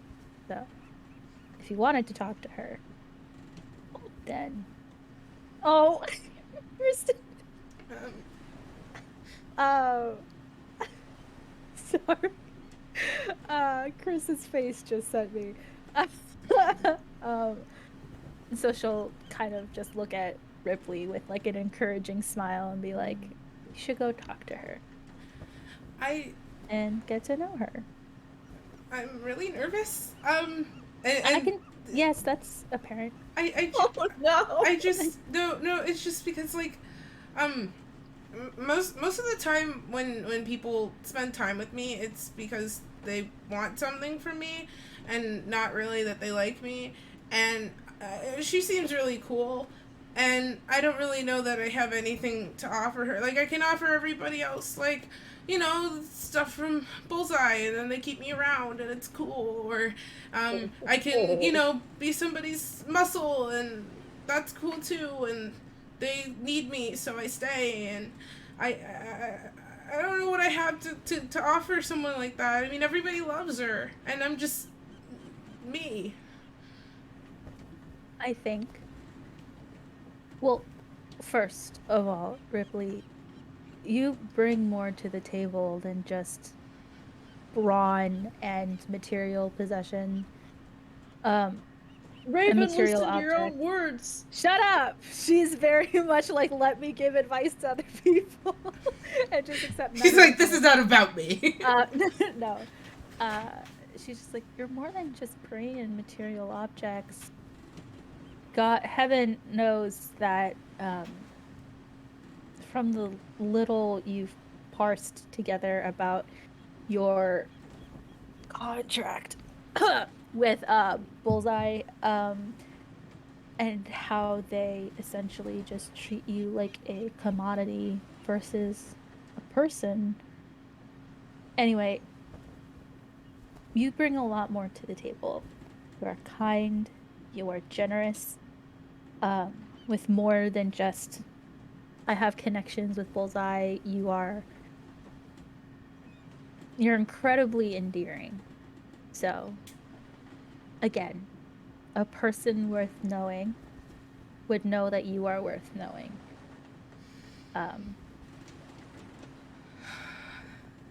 Thank you.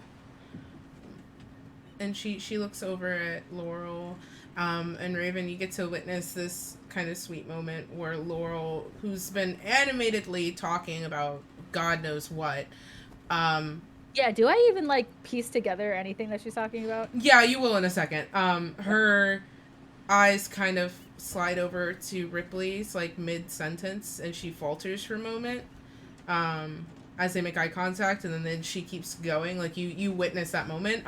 She is talking about this one of the few times she's actually made it to shore and had a positive experience. You get the sense this was like somebody asked her a question and she hasn't stopped talking. But she's describing an experience. The question was asked 10 minutes ago. Yes. She's describing an experience in way too much detail about how she had a pastry for the first time, like a donut for the first time. She's describing the pastry. You would know it as a donut, as Sarah. Okay. A panini? No. You haven't heard of this. It's new. Yeah, since Raven was able to put that together, she'll kind of like look at Ripley and like more teasing than it is flirting. Will be like, besides, you're like more than 6 feet of a muscly woman, and if that's not anybody else's wet dream, I can let you know that it's been one of mine. So I'm pretty sure that Laurel will be into you for more than just you. Sorry, I like slowly began to hear myself. So Sarah, sorry, I'm only 5'4". Oh my god, this show, no other bisexual representation is necessary ever again. We've done it. We've done it here, folks. My phobia's cured. We've solved it. Society is clean again. For the record, Ripley is over 7 feet tall. Oh, okay. So she'll correct it and be like 7 feet. And okay, so she'll be like, over 7 feet of woman. So if if she's not into that, then I judge her. Not that there's like anything that you can judge about people's sexual preferences, but like, come on. Uh, You've looked at yourself in a mirror, right? I guess. It's she like kind of gives it a once over and she's just like, it's a whole lot of woman. I myself would be intimidated if I even tried. So, um, Is you trying? no. Is this you trying? Good question. Seems that way, doesn't it? So she'll just be like, I think that you have more of an advantage than you think. Thanks. Yeah, maybe I'll say something to her later. She seems kind of busy. Maybe you could ask her and share stories about the mainland, since that's what she seems to be the most excited about right now. Yeah. Oh, that's a great idea. You about to be real busy on an adventure, Ripley? Never too busy Anyway. for women. Well, Raven will give Ripley the opportunity to like approach her by going to Fishhook first. Okay, so yeah, you're able to turn away. Fishhook is sitting. He's kind of like preemptively starting to pour out some of the stew into bowls and like set up little bits of bread to go with it. And he kind of like not in like a shady way, just like he's busy. Like he looks at you like, hey, what's up? Hey, thank you so much for cooking for us so well. This could easily be like gray, tasteless slop, and it would, do the same purpose. But it's every single time it's been delicious. So. Oh, anytime. I mean, it's what I love to do and take care of the people I care about. It's nothing. Yeah, and on that note, we're kind of gonna be teleporting to the next place where the gem is, and we're probably gonna be there for multiple days. So I was just wondering if you had any like rations prepared where we could just sort of like make sure that weakness from starvation is not the one thing we have to worry about. Yeah. Oh my. I can definitely make sure that that's off your plate. Hold on. And he Played the Out of the Abyss On campaign. your I don't want to plate. forge for food again. he sits It's actually gonna be on our plate. he sits the ladle down in the pot because enough of that energy. And he goes over to the door that's in the back, and he opens it, and the usual rummaging, muttering, and then he kind of backs out, and he's got bundles of like like paper and string, like stuff wrapped up. If it sounds like the world is on fire, it's because Disneyland's fireworks just started. I'm gonna mute. That's all right. I can't hear it. Mm-hmm. But there's also been vigorous screaming outside my window because I live in New York. So yeah. Vigorous screaming is the best. You get used to it. Could there be like emotionless screaming if vigorous There can. screaming is a thing? Yeah, okay. So you okay, so he takes out like a ton of these bundles and he starts like a small pile. He's like, how many of you are there? 7. He does some mental math. You see him count on his fingers on his good hand.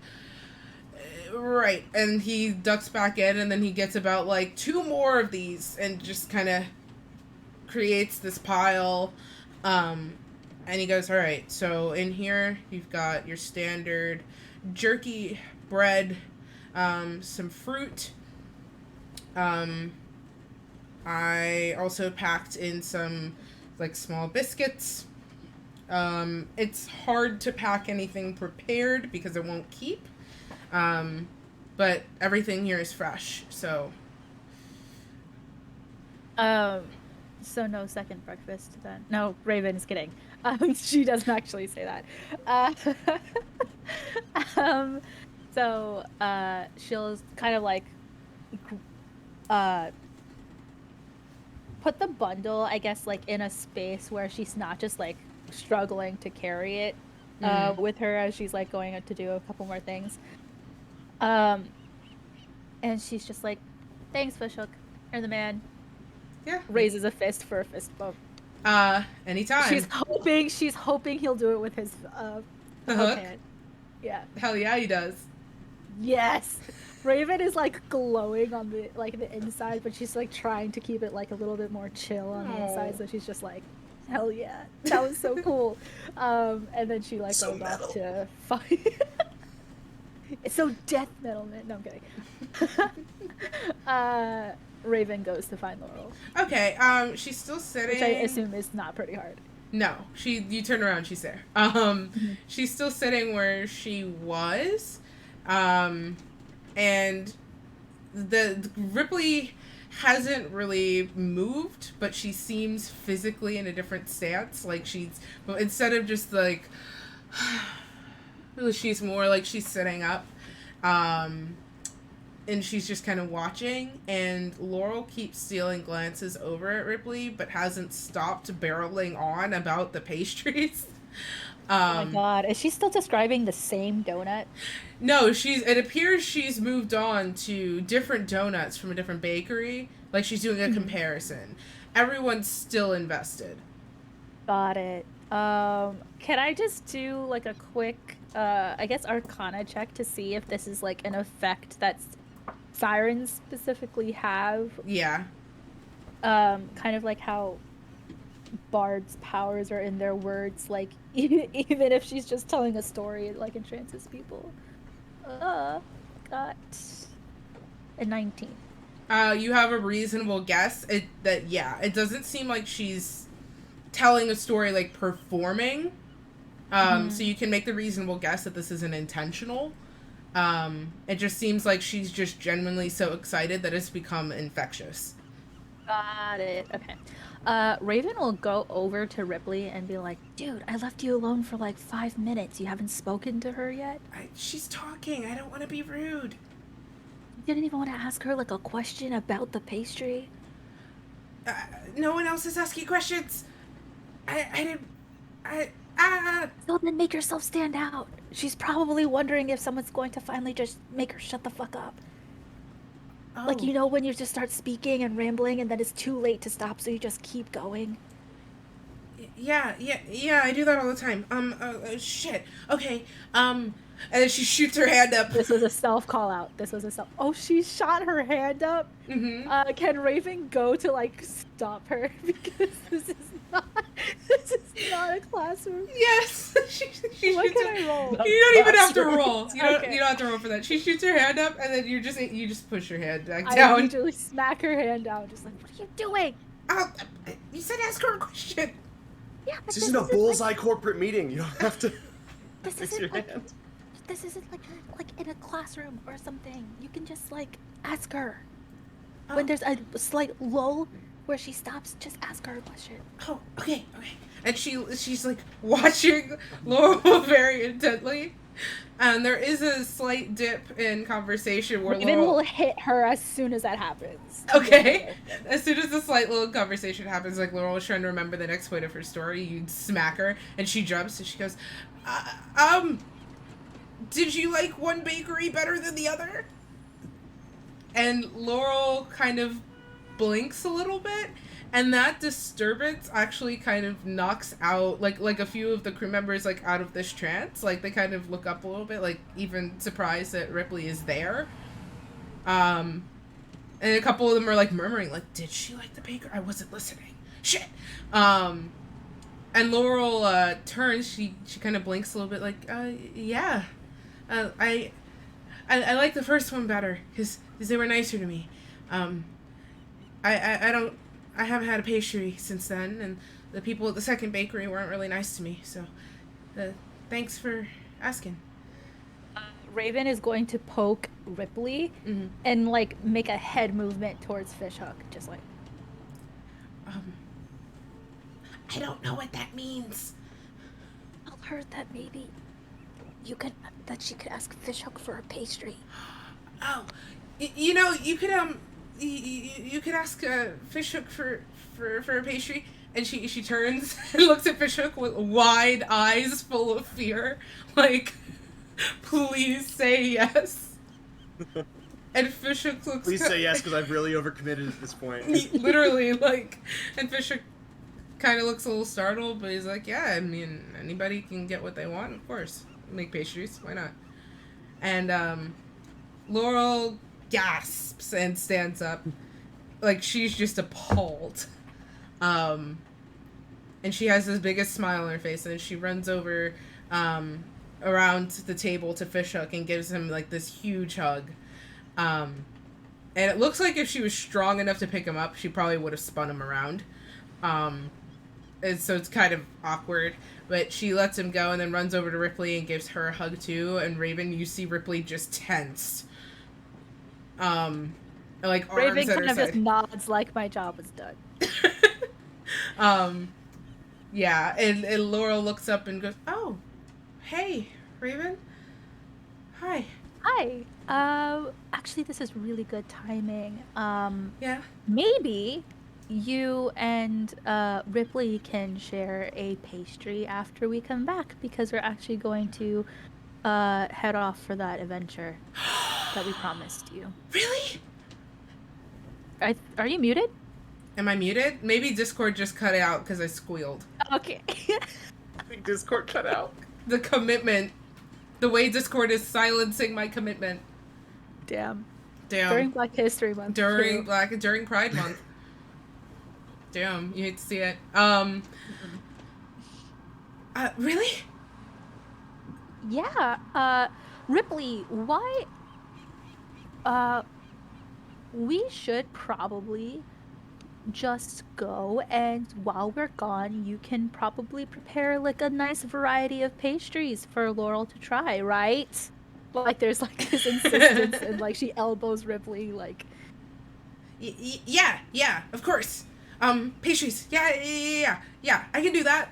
Uh-huh. Okay, cool. We'll see you later then. And then Raven is going to pick up all of the ration parcels and leave with Laurel to go meet up with the rest of the people. All right. I should also describe what Laurel's wearing now that she has clothes. She has been outfitted with a simple white blouse, and actually, she has a dress because she deserves it. She has a little standard like whatever like medieval like peasant's dress. Like she's got a white blouse, a light pink corset that has like little flowers on it, and a long skirt that stops at her ankles, and then she also has some like boots on that look like they fit well. They're well made. She has a small like like a good sized satchel that sits at her hip. And it looks like she also has been outfitted with a dagger. And she has like a small sheath for it on like a belt. And she is just after, like she's twirling after you almost. Yeah, Raven will kind of be doing a little bit of small talk, like, "Oh my Mhm. gosh, like your clothes are so cute. Are the shoes weird to get used to?" and stuff like that, like as they're making their way to. Okay. Thanks. Ripley picked it out. She said it would look nice on me. I don't know much about fashion trends or anything like that. And the boots Yeah, are... Ripley has Ripley, really you good sly taste. dog. Ripley, you're supposed to get her to take clothes off, not Right? put them on. She is just not understanding the assignment. No, but the Raven will try to be a good wingman. Good wingman of being like, yeah, Ripley is just like, she has really good taste. You know, she's like, it's super lovely. generous that she like gives clothes to people. She gave me this outfit here, Really? and she'll like do like a little turn. Yeah, isn't that just so nice? She's She gives. so lovely. Wow. I wasn't aware someone could be so nice and mean Yeah. it, you know? 100%. 100%. Yeah. Raven is like holding back like a little bit of excitement about like what's going on right now. And she's just gonna be like, anyway, shoes. Weird? A little, but not so bad. These ones don't hurt, and it's nice to have. I get why people wear them because I had splinters, so I understand that now. Yeah, shoes can be really helpful, and like, God, Ripley's such a good, Ripley's so good for giving you shoes that would be comfortable like that and so reliable. You know, it could have been easy to give someone like cheap, bad shoes, but she like gave you good ones. Yeah, she's really something. And like at this point, we've probably reached the rest of the party. Yes, you have. So you're all in the captain's quarters, and you're all gathered. Casper, Tessa, Minori, Raven, Faustus. Tide is also in here, but I don't want to speak to his demeanor as Chris is not here. But Tide is present in the room as well with his belongings. And yeah, you've just brought in Raven. You just brought in Laurel, so gang's all here. And Raven, without giving any context, will be like, "This outfit is just so nice looking. Isn't Ripley just the best?" Are you referring to your outfit or Laurel's? Laurel's. Like she'll like gesture to Laurel's outfit, just like. Tessa kind of perks up, like, "Yes, it is. It suits you, Laurel." Casper looks very amused, but he hasn't said anything. Renori the silence. Renori, I don't know how many times I have to say how miserable Renori is. I know. We know. So she's just like, I don't even think Raven's words registered in her brain. Right? Yeah. Comprehending language is I not think happening.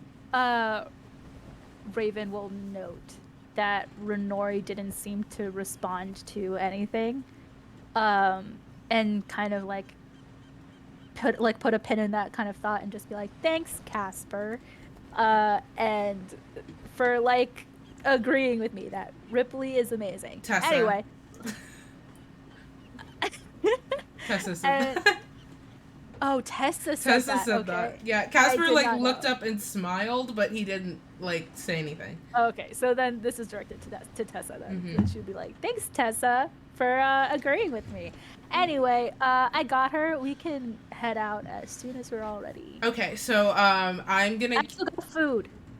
Perfect. Okay, so you're able to set the food down, and I would imagine I'm gonna do one of those things where we just bullet train through, so we can tie a bow on this real quick. It's rather easy to separate out the rations into a way that they're everybody's able to carry them. Fishhook, I like to imagine he packaged like everybody got a bundle. And that bundle contains the food for the stay that you'll need. So everybody's able to just take one and stick it in their pack or satchel, whatever they're carrying. Last minute check for items and everything like that. You have all your stuff. And once it's settled, you're able to leave. So Tessa guides you out onto the deck. And she takes you over to where she was doing that sort of like yoga-esque activity earlier, and she okay, so she has you all stand in a circle and kind of just hold hands loosely, and she looks up at the moon and she murmurs a few words. Not a prayer circle. Well, it does appear that she's praying. She murmurs a few words, and then... Is there also a youth pastor named Kyle in the prayers? His name is either Kyle, Jason, or Steven. It is one of those three. That is the most homophobic thing you've ever said to me. That is... and during Pride Month. I'm so sorry, bestie. I can't believe... be a better ally. You know we don't tolerate that here. I can't believe you. My God, the flashbacks. I'm just not in the rest of the campaign. Yeah, funny story, guys. it's just weird how this Raven happened. died. Weird side effect of the teleportation. Weird turn of events. She got teleported somewhere else. She got teleported out of this campaign. So you all have gathered, and after Tessa, it gets very clear Tessa is praying, I think, just by her mannerisms and the fact that you've seen this before from her. And after she concludes the prayer, she looks at all of you, gives you like a hearty kind of nod, and the moon's light grows a little bit more intense. Almost akin to a spotlight, but it's more of a gentle glow rather than like a harsh circle. And the air kind of fills with these silver, almost like embers, that kind of drift through the air around you. And Tessa heard the symbols that are on her arm begin to glow faintly, and her eyes, it's like almost like liquid enters them, like silver, they melt into silver almost. And as she's murmuring, and then she speaks the trigger word for the spell, and that beam of light grows more intense. It whites out your vision, and we will pick up next week to see where you end up. There we Ripped go. in half. Party TPK for through teleportation. Yeah, I did I went through all this trouble to vaporize you. Yep. I went through all of the boot jokes to vaporize Wait. you. You're so right, bestie. This is what the chaos bar filling up leads to. It's just a vaporizing bar. It's just a bar to vaporize you when he gets to the full 100. When the big bad evil guy was just chat all along. Thank you, Ginger, for the donation that's going to go and help some survivors over the National Coalition Against Domestic Violence. Thank you so much. It's wonderful. The bar doesn't update on its own, so it'll be updated to reflect for next time because it's a pain to do, but just know that I saw it. Thank you. Okay, so we're going to pick up next Friday back here again. So I'm going to do my spiel real quick. First of all, thank you everybody for all of the follows and the subs and everything. And if you've been hanging out with us this whole time, whether you dipped in and out or you stayed for the whole time, I really appreciate you being here. It means the world to me. Thank you, thank you, thank you. If you'd like to see more TTRPG content from me, I will be live on Sunday at 2 p.m. Eastern with Eclipse, which is the short classic horror themed D&D campaign that I'm running to specifically benefit the National Coalition Against Domestic Violence. We have a cast of Kristen House, Serotonin, you see them there, Cat Scratch, and Mansuit Games. The first episode, the VOD, is on my Twitch channel. It will be up on YouTube very shortly. And our second episode will be live on Sunday. Stormborn's Curse will be back on Friday at 8 p.m. Eastern. And you can find the VODs over, if you do like !VOD, I think somebody might have done it already. You can find up until episode 13, but the whole playlist will be updated by end of day tomorrow. All right, I'm going to go rest. I would expect you all to do the same. Take care of yourselves. Thank you so much to my awesome cast. I love you guys. Mwah. Thank you. And I will see you guys next Friday. Bye. Bye.